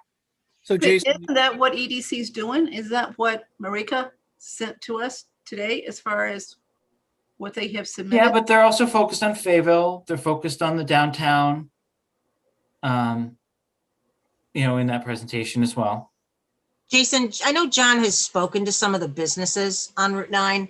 Can we bring him over? I'd just be curious as to some of the feedback that he's been getting on the businesses that he's spoken to, just to make sure that we're on the right path. Because I agree with you, infrastructure on Route 9 is huge. But I would just be curious as to what his feedback has been. So John, you were in. I didn't really ask you if you wanted to come in, but I assumed you would be willing. So if you want to, if you heard Lisa's question, or want to highlight any of the things we kind of talked about more than we're all ears. I kind of lost you when I got promoted. I was gone for a few seconds, so I didn't fully. Hello, Lisa, why don't you everybody, by the way. repeat your question? Sure. John, I know that you've been talking to businesses on Route 9, and as we here talk about, infrastructure and what we could do to improve Route 9, can you just share some of the feedback that, you've been hearing from the businesses that you have been talking to on Route 9? Sure. So obviously, water and sewage has been kind of a problem. They can handle it for their office buildings with, their own wastewater treatment plants that they have at the buildings or such. But you can't. The problem is without the sewage, we can't bring in like life sciences or different labs because they can't go into that type of a system where they could into sewage. The other big problem, so that actually limits it for housing as well. If you want to make a mixed use or a low income or affordable housing, the problem is that these systems are designed for, an 8 or 10 hour day of an office, not for a housing development. So that's one setback. The other problem has been like Route 9 access seems to be a problem, like for turnarounds. Like a lot of the business would rather see a turnaround or a set of lights or something like that around the Parkerville Road area. And I know that would connect the schools and things as well. So I don't know if that's a possibility, but those are some of the main infrastructure things we've been seeing is, traffic on Route 9, access on Route 9, and then the wastewater and water sewage is more for housing as well as the life sciences, but to get the housing, I mean, there's zoning components that need to be gone through with that as well. So that's why what we put in for the grant for our part on the One Stop is whatever they can give us for consultants and or studies and or ideas on traffic as well as wastewater. Thank What you, they John. asked for, I guess, is, your 5, what we put in was our top priorities for EDC. And I guess every department or every committee could do that. And then, Vanessa puts it into a bigger narrative. So we kind of started the ball rolling on our narrative just to be proactive. So, does that answer your question, Lisa? It does. Thank you. And John, on the narrative itself, have you written anything, or is it just the slides at this point? Just the slides at this point so far. Okay. I'm looking around. I'm not going to go necessarily around the horn, but open to any questions, comments from committee members. I just had an interest in how much this would be interesting. I mean, Route 9 is a state road, correct? Yes. So how much of what you're talking about would we need state permission or state guidance for? Don't even know yet. That's why we want to try to get the grant money for any type of study or any type of assistance so we can get to find that out. Okay. Joe, just to give some context to that, if you're looking at wastewater on Route 9, I don't know, obviously you're gonna need to involve the state because, you're gonna be digging up their roads. But you're also gonna, need to involve MWRA. There may be an indirect connection through Framingham. I've been involved in indirect connections with Framingham before. They're not cheap. And trying to understand that whole relationship. And I think the question was obviously that Lisa asked was a good one as to what the businesses on Route 9 are looking for, because they're going to be responsible in some way, shape, or form, or in part, for a betterment, for these projects. So, what is the benefit they see for their properties and for their tenants? And you want to make sure these are going to benefit the properties and not, have the negative impact of raising rates on the tenants who then will go elsewhere, for similar space or similar services. So it is going to be a complicated piece. There's a lot of players, so it's going to be expensive.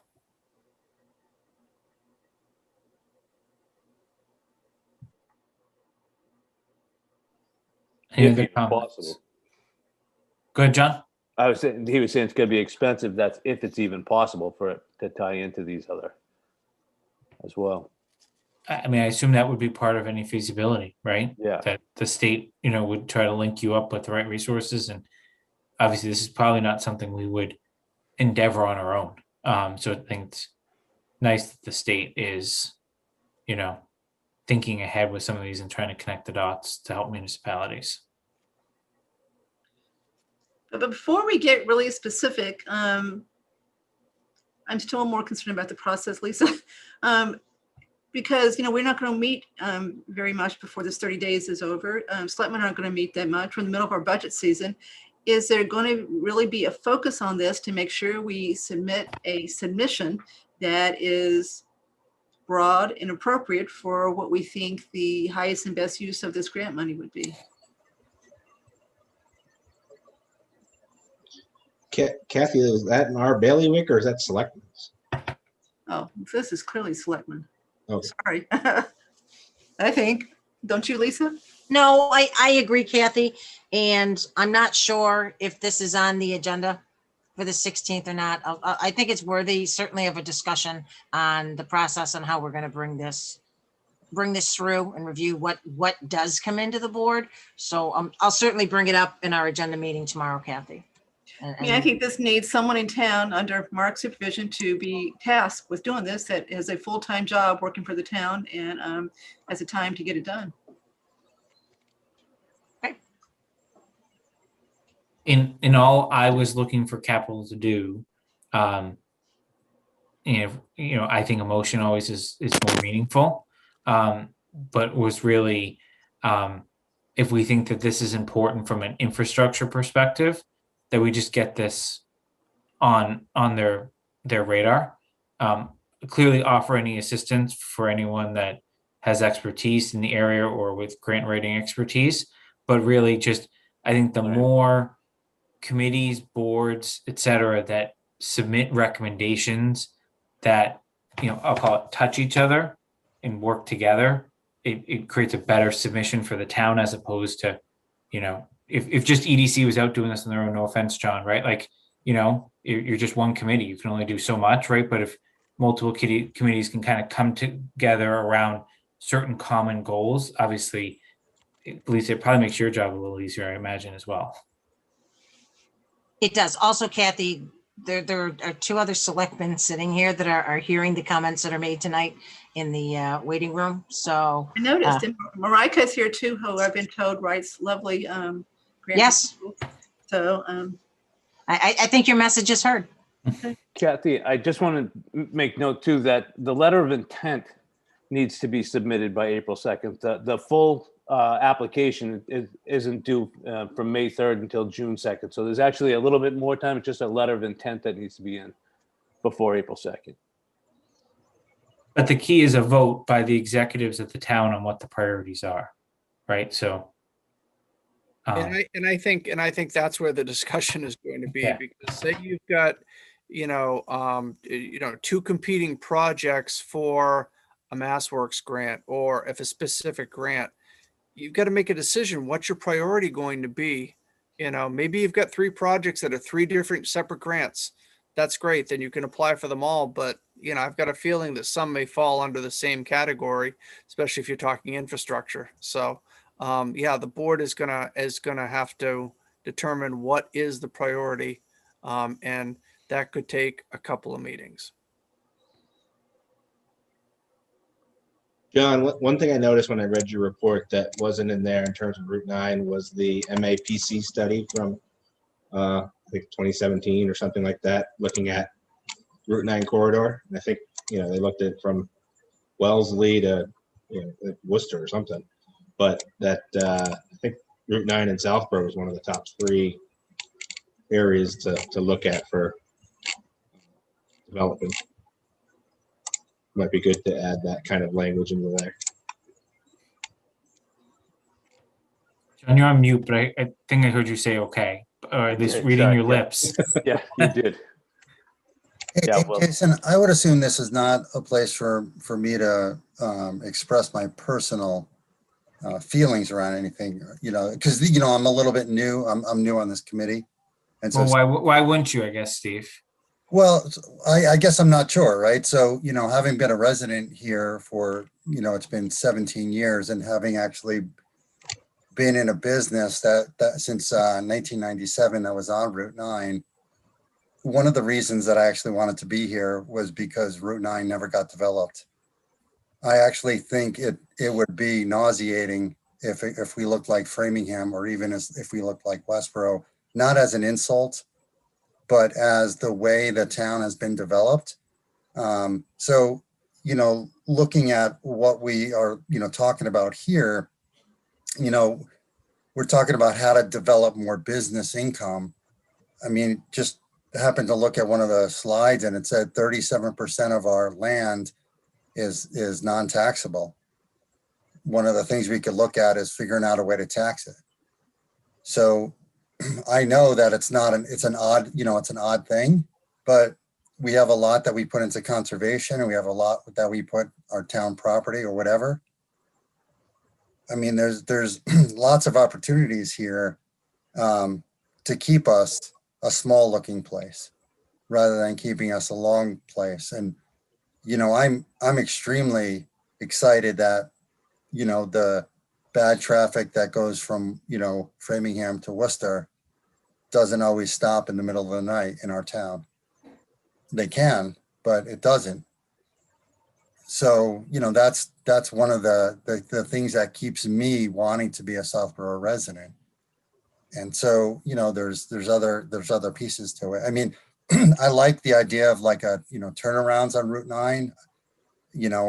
Where I came out, we used to come out on Middle Road, and it was, when I first started, there was no right turn only from the south side.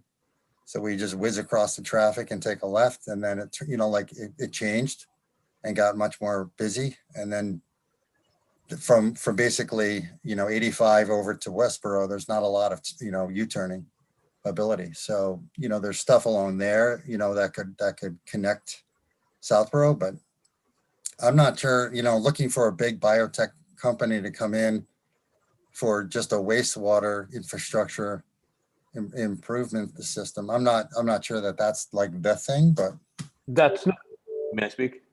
Go ahead, John.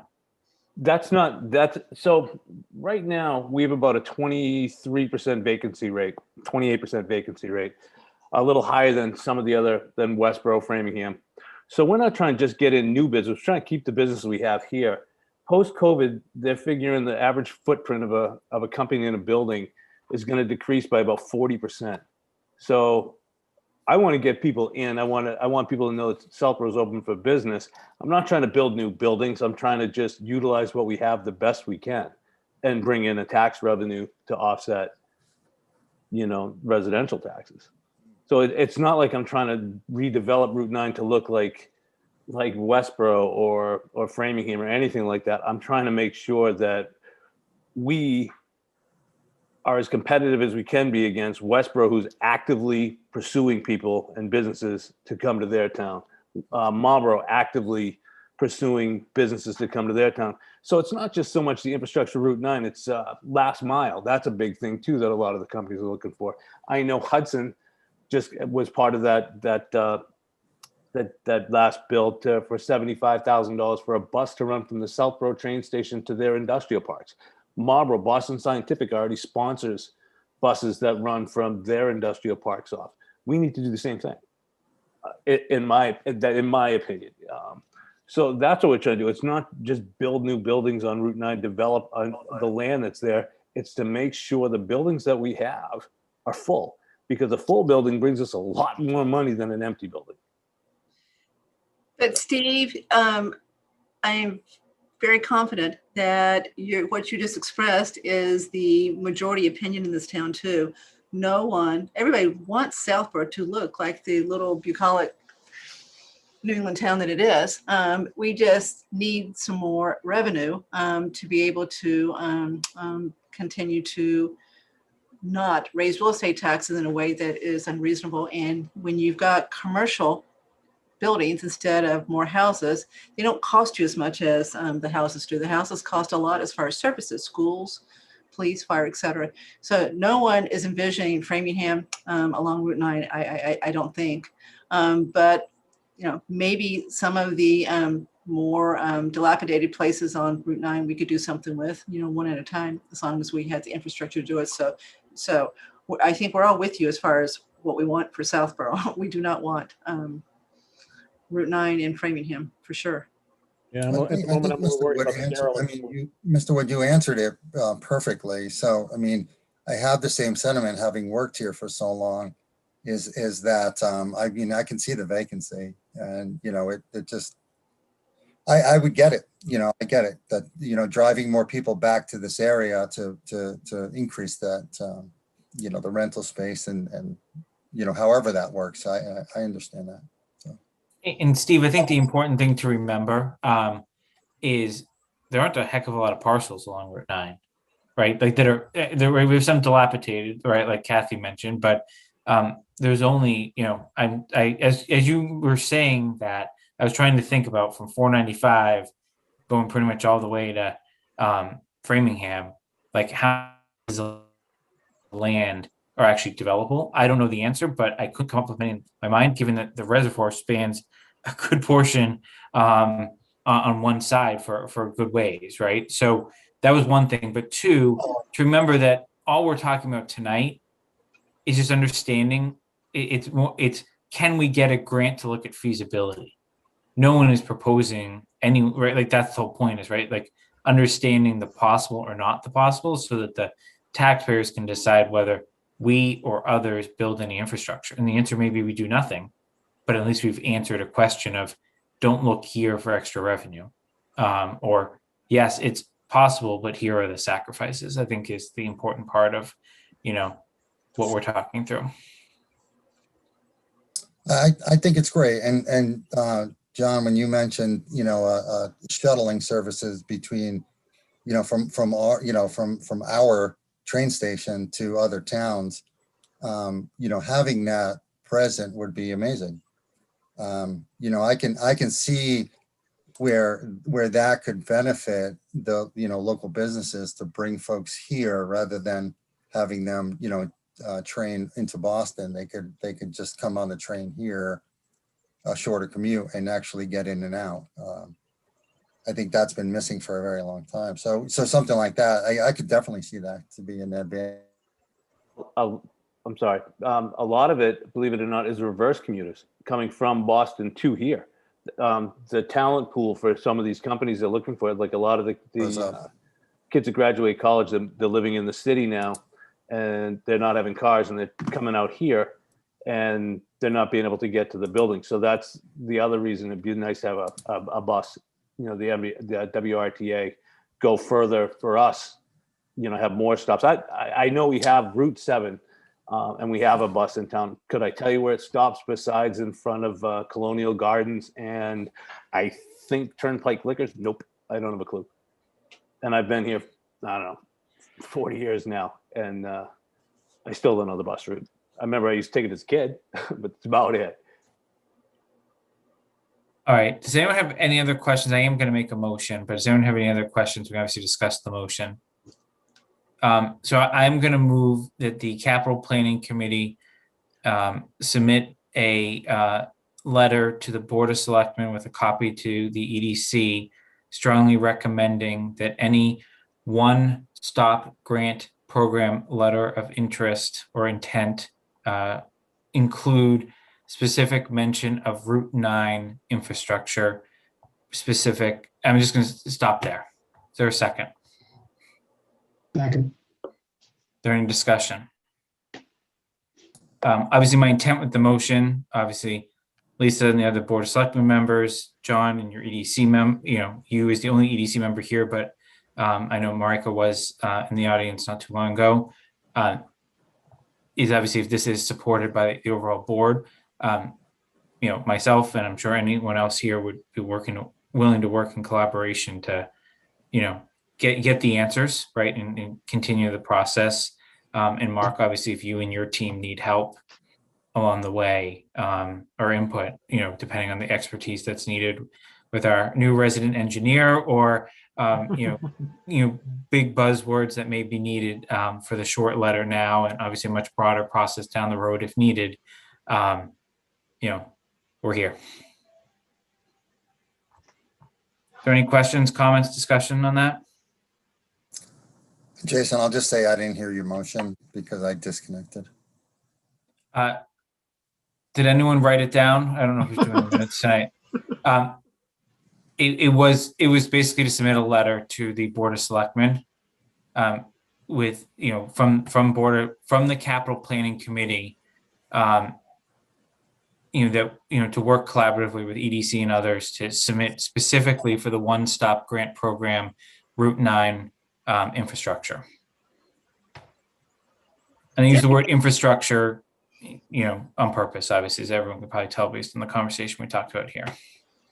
I think the only question is, John, is that too specific? Because I know your thing was the business corridor, which included the transportation issues and that kind of thing, or do you want it specify just infrastructure? I think I kind of would like something around the transportation or last mile as well on there, but I'll take whatever I can get from you. So Andrew, the reason I didn't go beyond that, I obviously have no objection to that, and I think it's great, is I don't think that's under our purview.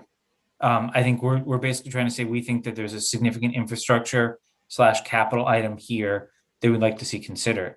Obviously, we as individual taxpayers and members of other boards and committee can certainly support John, Mark, Vanessa, anyone else in advancing some of these other things. If someone's really interested in affordable housing, we'll work on the side with Shopsy to help them think through how to get their piece in here. If you're interested in the last mile, work with John, but I think we have to stay within our, four corners, so to say, of capital planning was why I worded it that way. I agree with that. As far as what we should say, Lisa's heard us say about making sure there's a point person here.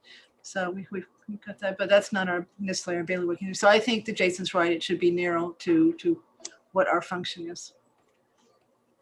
Any further discussion on the motion? All right, roll call. Braccio, Aye. Cook, Aye. Hark, Aye. Hinterneeder, Aye. Palmer, Aye. Pfaff. Aye. And Malinowski's aye. So that's unanimous. I will submit something, but Mark, don't wait for me to submit. You kind of know where we're headed. So, and obviously if you need anything from us, don't hesitate to reach out. All right, moving on to, I'm going to combine items 7 and 8 together. So Thank this you is just, for having us, by the way. oh, thank you, Take John. I care, John. appreciate it. I'm going to combine 7 and 8 together. This is discussion of financial modeling exercise related to capital projects. And 8, space needs analysis for all town departments other than public safety, discussion of possible RFP. So let me explain what I'm getting at with these 2 agenda items, and then we can certainly discuss a path forward. You heard my update on the school research subcommittee earlier in the meeting. When the superintendent called me to give an update and subsequently had a conversation with Mark, it became abundantly clear that we're going to have to start to ring fence at a very high level some permutations that may come out. And by financial model, just to be clear, especially for those that sit on advisory, this is specifically not to model out the projection to the town's budget, longer term. This would be to put a ring fence around, if we did X, here's the rough cost. If we do Y, here's the rough cost. And to get someone like with some expertise of doing those high levels, because one of the things that could happen here, depending on where the enrollment goes, where the school committee decides to go with the schools, is we may model out a permutation that just makes absolutely no financial sense, right? And someone may spend a lot of time thinking about it, whether it be building a new school, renovating a school. So spending a little bit of money with someone that would be expert in construction cost to one, develop the scenarios that are in play, and B, start to ring fence approximate costs, right? And obviously we all know in this area it'd be broad, but really start to bring into clarity what the potential cost could be and where are the viable scenarios. Because one of the things the schools continue to tell us is, well, what do you need, sort of thing. And I think we all know in our heads what various constituents in town need, but we don't have numbers and we don't have it on a piece of paper, which also gets me to a space needs analysis. Regardless of whether the schools close the building or not, regardless of which building it is, if they did go down that path, we all know that there are some real needs in town in other departments. So I did work with Carla last week. I asked the question of how much do we have left in our, to Jeff's question of the 35,000 for capital articles. And I tried to think ahead of, well, what are we going to need to do next year other than the obvious of bring a recommendation for FY23? And I think this is the one thing that's in front of us, right? Is what is the plan for all constituents in town, right? Not just school age children, not just the library, not just the senior center, not just recreation, and every other town department that I didn't mention. And we're sitting with just north of 25,000. The reason I don't have the precise number is some invoices came in lower. Some haven't sent invoices. I don't know if they are sending invoices. So I feel safe saying we have at least 25,000. I'm not advocating we spend all of that, but I was trying to think about how do we start to advance something, especially if the NERI facilities assessment doesn't come back with, you've got 6 years to deal with something, or you have a year to deal with. Like, I don't know what it's going to come back with, right? So making sure we weren't caught flat-footed, because again, the schools continue to say, well, what do you guys really need? How much space do you need, et cetera? And I don't know that we have the right data. So all I was looking for tonight is general discussion of whether that's a good path to go down. There was no objection from at least the superintendent when I broached the topic with him of, is this too early? And he said, no, I think you need to do it, I think was the response back. We don't know what it would cost until you go and do an RFP, but I do think in talking with Mark, it's a number that's going to be larger than, you just go and select one vendor, right? They'd have to get requests for proposal, and naturally these things would lead into projects down the road to the extent we chose to continue with a vendor. So there's specific wording that has to occur there, et cetera. So we're not issuing an RFP tonight if we vote, et cetera. We're really just trying to align on direction forward, whether this is just not the right time or whether it is the right time, and we should start to work with Mark to put something out there to get some support for the committee to start to think through this. Again, not outlining the permutations tonight, it's just the general concept. So I'll just open it up and see what people think, but I thought it was worthwhile at least to bring forward for discussion.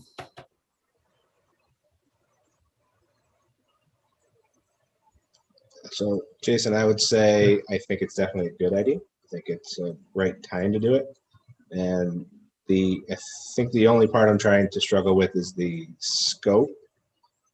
Kathy, do you envision this could kind of be like what happened with the public safety building on making sure that people's strategic initiatives don't get, like, should we look at the library or, things of that nature in here as well? Well, Andrew, I guess just to clarify before Kathy weighs in, my intent was it's everyone but police and fire. Okay, Every town department would be subject to whatever vendor processes are. And I think we can all agree that public safety already went through that process a couple of years ago. no, I think that makes sense. I think 8 makes more sense sooner than later than 7 for the moment. I still think we've got to get a little more clarity on where the schools are going to come down for 7. But 8, we're already talking about selling South Union, and we've got 2 departments in that building. So we've got to start dealing with where they're going to go for sure. So I think 8 makes some sense as far as that goes. I'm not there on 7 yet, but I may be soon. I'm just not caught up. I mean, Jason, you talked about things tonight that I didn't know, even though I'm part of the research subcommittee. So I guess I'm behind. So I can't think about 7 tonight. But 8, yeah. I mean, if the board of selectmen, if we agree that South Union is going to get sold, we get a bid, then we've definitely got to start talking about where they're going to go, no matter what we're doing with the school. So I think that in conjunction with what's going on with NERI, that it would be good to start looking at, truly what we need to space-wise to accommodate everything appropriately, besides public safety and besides schools, everybody else. So let me just clarify the school part.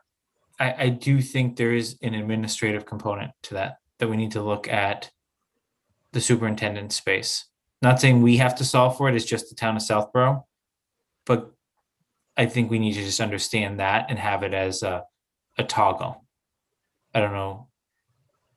I agree, we don't need to talk about academic space, but we do need to potentially consider administrative space given the current structure. Is there a reason why they're in Southborough and not Northborough as well? Space. Just space. Okay. It's space. It's a nice little royalty, to be Nicer honest. town. That's all there is to it. Everybody loves it here. They want to be here too.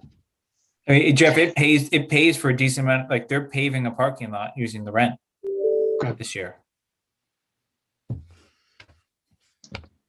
So we want to try to. I would agree as well. We want to keep them here. I would agree with the plan as well. I mean, I think there's other things we put off as well, like decisions on Corderville Hall for the senior center, right? We know that they're going to need some space. We put off projects for that, and there's other things that are not even coming to mind right now that I know we've just deferred based on all the permutations of buildings. So, yeah, I think it makes sense. Any other comments on 8? Kathy, on 7, I guess I wasn't thinking an RFP there, but more someone like on a rates and hours basis that is ready to go and help us when we deem it the right time. Because I think the space needs study is bigger than a bread box in terms of labor versus financial is more having someone that can think through it, but not necessarily do like a full costing exercise, because that would be clearly well outside of any budget we'll ever have without an actual specific project. I know I sound repetitive, but to me, still the decision still revolves around NERI. In sense, we've got Vertex that's going to help with that piece of it. I still think maybe that is the critical path, is to do that first and then branch out from there. Because as you know, we could say, okay, we want to look at the cost of a brand new community center, which we've talked about, and see what that's going to cost, right? So there's just so many ways this could go. So I'm still, it may be right, Jason. I didn't know this was going to be on. Yeah, no, I don't know how you would even go out and find someone for this yet.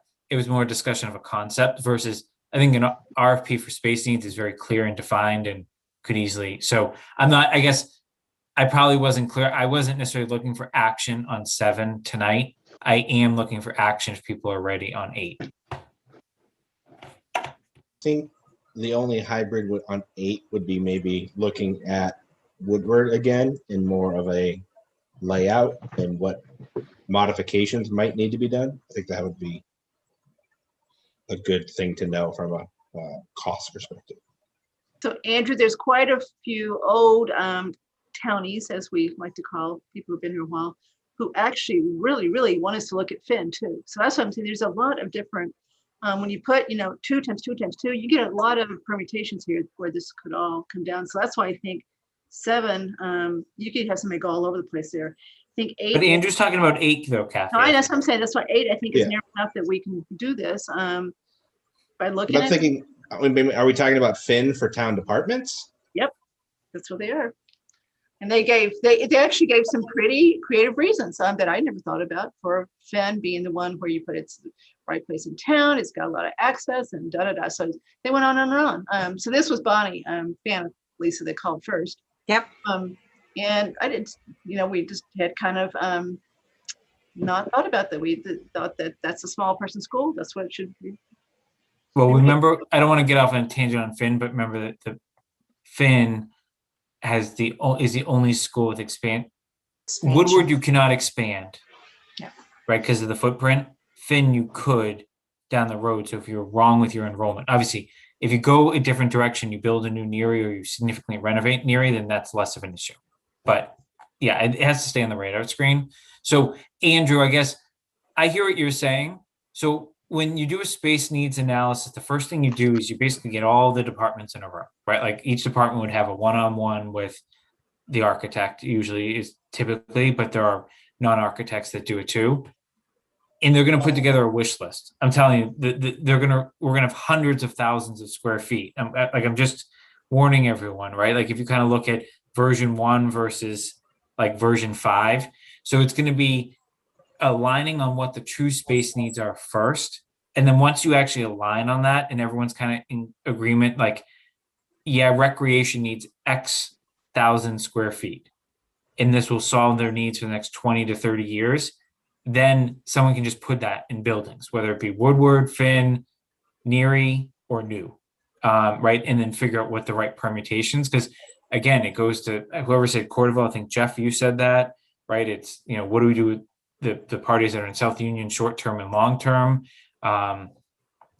assuming that moves forward. So I think what you're proposing, I absolutely agree with, but I think it's part B. Like it's like an add-on scope, but I think you have to do phase 1 on the space needs. Mark, am I remembering public safety correctly of how that worked? Like I remember we couldn't do anything or breathe until we agreed on how many square feet each department needed before they could do a layout. Yeah, that was a lot of discussion getting us down to that final number, but you are correct. I think another problem here is need versus want. I mean, Well, that's why, yes. Of course. That I'm warning you, Joe. The first cut of it is going to be, not fun. But then that's what the value of the exercise is it gets you to your true need. Mhm. So we get the RFP and then we figure out how to pay for it. If the 25 won't, which it probably won't. Well, don't say that. I won't then. So my personal view is someone that pays attention goes low on something like this with an eye towards, something happening in this town. That's what happened on public safety. So, Yeah. and if it does come in over 25, Kathy, or 27 or 28, or if it came in at 60, then at least we maybe know something we have to go seek funding for at a future date. Maybe we can't authorize, obviously, the award because there's no funding mechanism, but at least gives us a benchmark for the future. Steve, were you asking something? Yeah, do we have a master plan for Southborough as far as the properties that we own and everything that we use? That's what we're trying to come up with. So we've never created one in our 200-year history? No, that's not true. So Lisa, tell him about our master plan committee. So every 10 years or so, we try to put together a master plan. So no, we do have a master plan. Yeah, If we do it and it just kind of sits on a shelf and we don't do much with it. Do we know the date of the last one we have? Timeline, is it 8 or 10 years ago? Working on it right now, right? Yes, it's being worked on, a new one, updating now. I want to say 2010, somewhere around there, Steve. so How could it be working on it now? And Jason, you're proposing that we spend money on doing the exact same. So I interpreted Steve's question a little differently. So you used the word master plan, right? We are, right, Lisa, are you on the master plan committee? Yeah. All right, so we are working on town master plan. Maybe, can you just describe in 2 minutes or less, like what that focuses on? Then I'll articulate what I thought Steve was asking. Well, let me just ask this, because I think, Steve, you were asking more on building. Oh, Sam said it was 2008. I was wrong on the master plan. I said 2010. So are you looking more specifically for building, or is it town as a whole? Because the master plan encompasses everything from housing, recreation, trails, economic development, vision, for the future for the town, or are you looking for something more specific as far as facilities and building itself? Yeah, I guess I'm looking at the piece of it that I think we're tasked at hand, which is the capital piece of it, which would be buildings, the buildings and the grounds type of stuff. Stuff that there's going to be a cost for that we actually have to plan for. I mean, that's what I was looking at. I mean, and I get that, like master plans come and they go and they get redefined every X amount of years and as everything changes. But I'm not sure. So this idea of like your space needs, you're asking departments how big they want to grow rather than planning it all together and letting them know. No, that's what we're trying to do. We're trying to understand what they think they need, then get it to a manageable need, and then figure out how to bring it together. So master plan, I wouldn't use the word master plan because I think it confuses it with the master plan committee. Lisa, yeah, we're really trying to come up with a capital infrastructure plan for our buildings and our grounds. Mhm. It may include acquiring additional parcels, renovating or expanding existing parcels, and or disposing of parcels. And when we originally set out, and if you actually look at the original charge we have, and actually part of it still exists today, is we were supposed to come back with a plan. We've been severely impacted mainly because of the schools. We didn't get going with the schools until much later than we wanted to, but they're the linchpin in all of this in terms of whether there are available facilities, what do they need moving forward. So the goal of this space needs would be a first step in coming up with what's the plan to solve everyone's needs in town over the next, you fill in the blank number of years, that balances, right, between our youngest residents, our oldest residents, active residents, et cetera. And But I Steve, understand. it's also true that, and we're all at fault here, we've never done a really good job in Southborough, as far as I can remember, of being really good long-term strategic thinkers. We deal with the things we have to deal with. We're all volunteers, et cetera. This idea, we've got this broad, great plan, know where we're going. No, we kind of put out the fires as they come toward us. This could all be for naught too. We could be hamstrung at town meeting if people decide they don't want to make the moves that we think that the town should. Oh, this will be robustly debated. Anything that has anything to do with school, first of all, lots of people will come out, and there will be a robust debate. That's for sure. So I guess I'm just, the reason I'm asking this question, we made a decision in the last meeting to recommend to the Board of Selectmen to go dispose of our property, and we don't have a clue whether we need that property or not. Well, we discussed this back in the fall. Union School. No, we don't need the property. We looked at this and we voted back in the last summer that the cost to maintain the building in conjunction with expected capital, that we could find a home for those other two. There may be a short-term home for them before a longer-term home, was what the discussion revolved around, but we understand what they need short term. They both documented their needs in a memo to the committee. But yes, that was, we felt like it didn't have to wait for everything else, and it may help to fund other, I don't know whether that will come true or not in terms of the funding aspect of that. Only this RFP will tell us, but it was very clear to us that that building was not, at least when we voted on it, and someone tell me if they've changed their mind, that building was not at the forefront and center of town operations moving forward. I hear you. I don't disagree. But we don't know who wants to expand. You just said that, that's why we're gonna look at spending the time. No, we know what everyone wants. It's just not on paper in any sort of comprehensible standard format. And it wasn't done, it was done in piecemeal in silos by each department, not by one, on one coordinated approach, right? So for example, the senior center, they brought forward a renovation concept last year to Corderville Hall. It got pushed off due to availability of labor. It got pushed off again this year due to availability of labor. That was that one group's plan with their own consultants, right? Then the schools have always done their own thing. Library may or may not do their own thing with the public grant program, and then each town department has kind of done their own thing. So the goal is to bring this all together to figure out where the piece of the puzzle comes together. That's what hasn't happened. And for the 25,000, you're talking about, that's what. I don't know how much it costs, Steve. That's what we have to do an RFP. Got it. And is that what you just made a motion on? I didn't make a motion yet. Let's do it. All right, so I'm going to move that the town administrator, in coordination with the chair of the committee, draft an RFP related to a space needs assessment for all town departments, with the exception of police, fire, and dispatch. And note that the schools are included as part of this motion for purposes of administration only. Is there a second? Second. Is there any discussion, amendments to that? So, I'm sorry, my sound cut out when you were saying that, but you're just motioning to approve the space needs analysis for all the departments other than public safety. Well, all I'm motioning is that we draft an RFP and get an RFP out there. What they come back with would be subject to much debate and conversation before a dollar is spent. Okay, thank you. I'm sorry about that.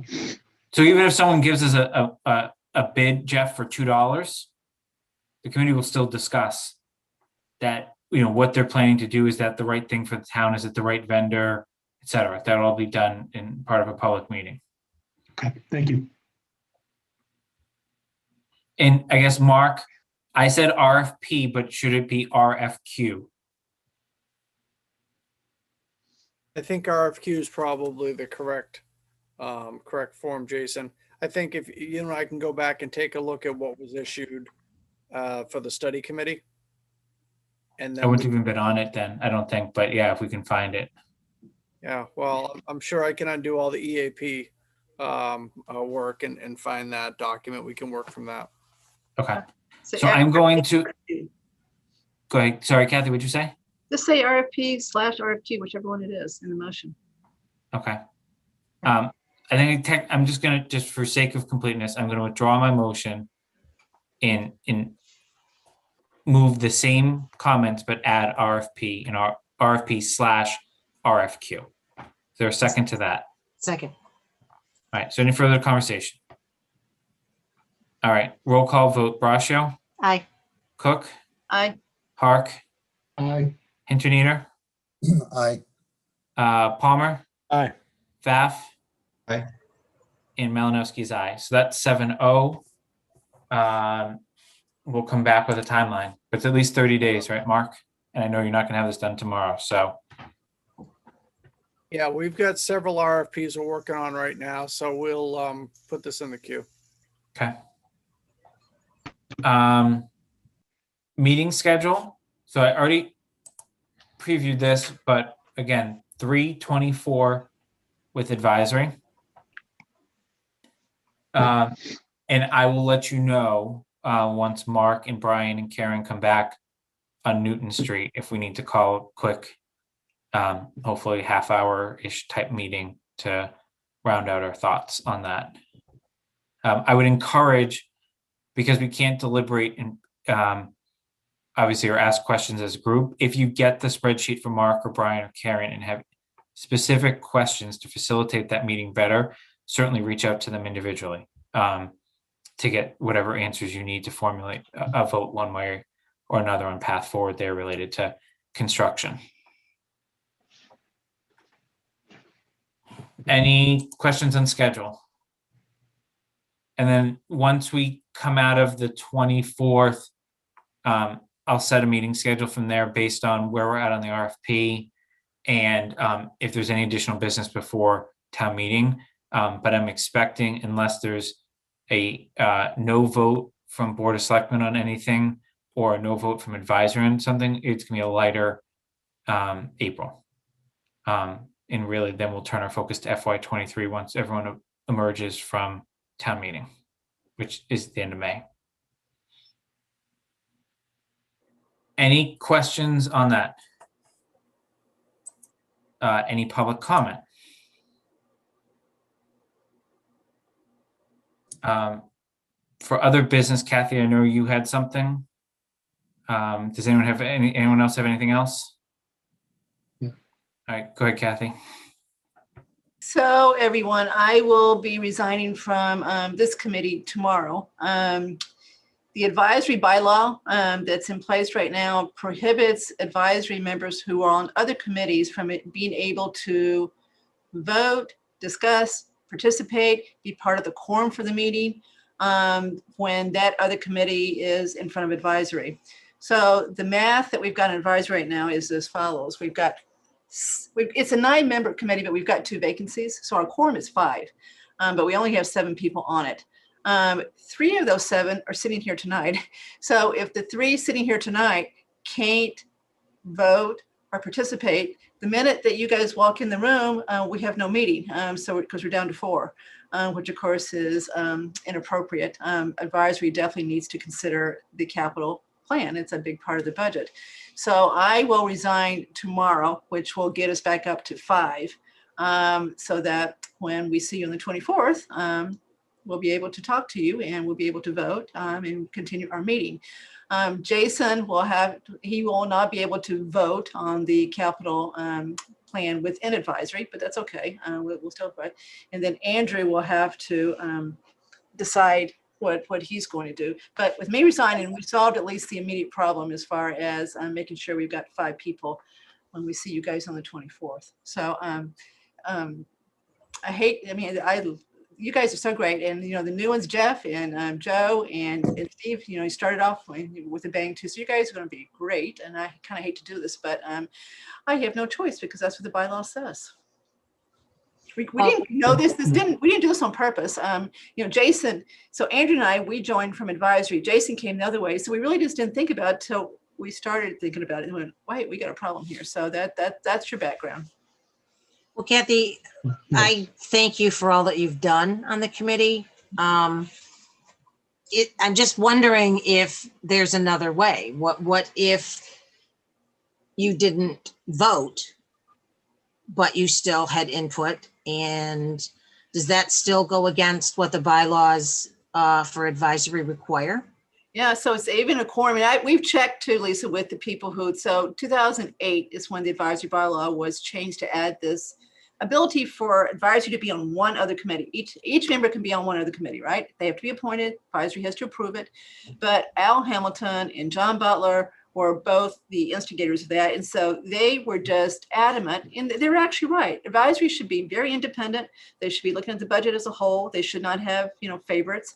They shouldn't be advocating for a budget. And therefore, so there's good reason to make sure that there is a, pretty good restriction on what advisory members can do on other committees. So I'm fine with it. Now, what I do hope, which is a little bit outside this one, is that I'm hoping Board of Selectmen can find a way to keep me on the research committee, but you're going to have to change the charge to do that. So that's another discussion that we'll have.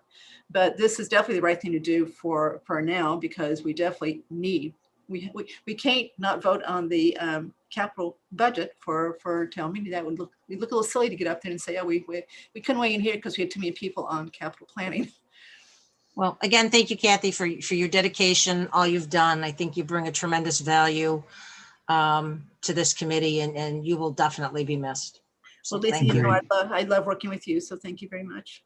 I think there's also another Yes. problem out there, which is you're on the subcommittee, the school subcommittee. Yes, that's what I was Yeah. just saying, Joe. So that's got to be dealt with separately. So I will have to come off that too if they keep the charge the way it is, which is 2 capital planning members, because I won't be on capital planning. But we'll deal with that separately. So Kathy, obviously I knew this was coming, but you know, at the same time, you know, I think your contributions along the way here have been critical to where we landed, you know, for FY22, but you know, more to the future too, right? And I get the intent of what was drafted, but I think the, you know, in the advisory bylaw back in 2008, but I also am a firm believer in the more connecting of the dots people can do, the better we end up as a town, right? In terms of being able to bring the right agenda forward. And by agenda, I really mean, you know, a practical, you know, well thought out plan that balances the needs of all and doesn't, you know, favor one group over another and tries to take it all into account. So obviously we hope you'll still be a regular contributor, but we'll obviously miss you as a voting member. I will be a regular contributor. How about that? Any other business? All right, I will make a motion that we adjourn. Is there a second? Second. Second by Jeff. Any further discussion? All right, roll call. Braccio, Aye. Cook, Aye. Hark, Aye. Hinterneeder, Aye. Palmer, Aye. Pfaff. Aye. And Malinowski's aye. Have a good night, everyone.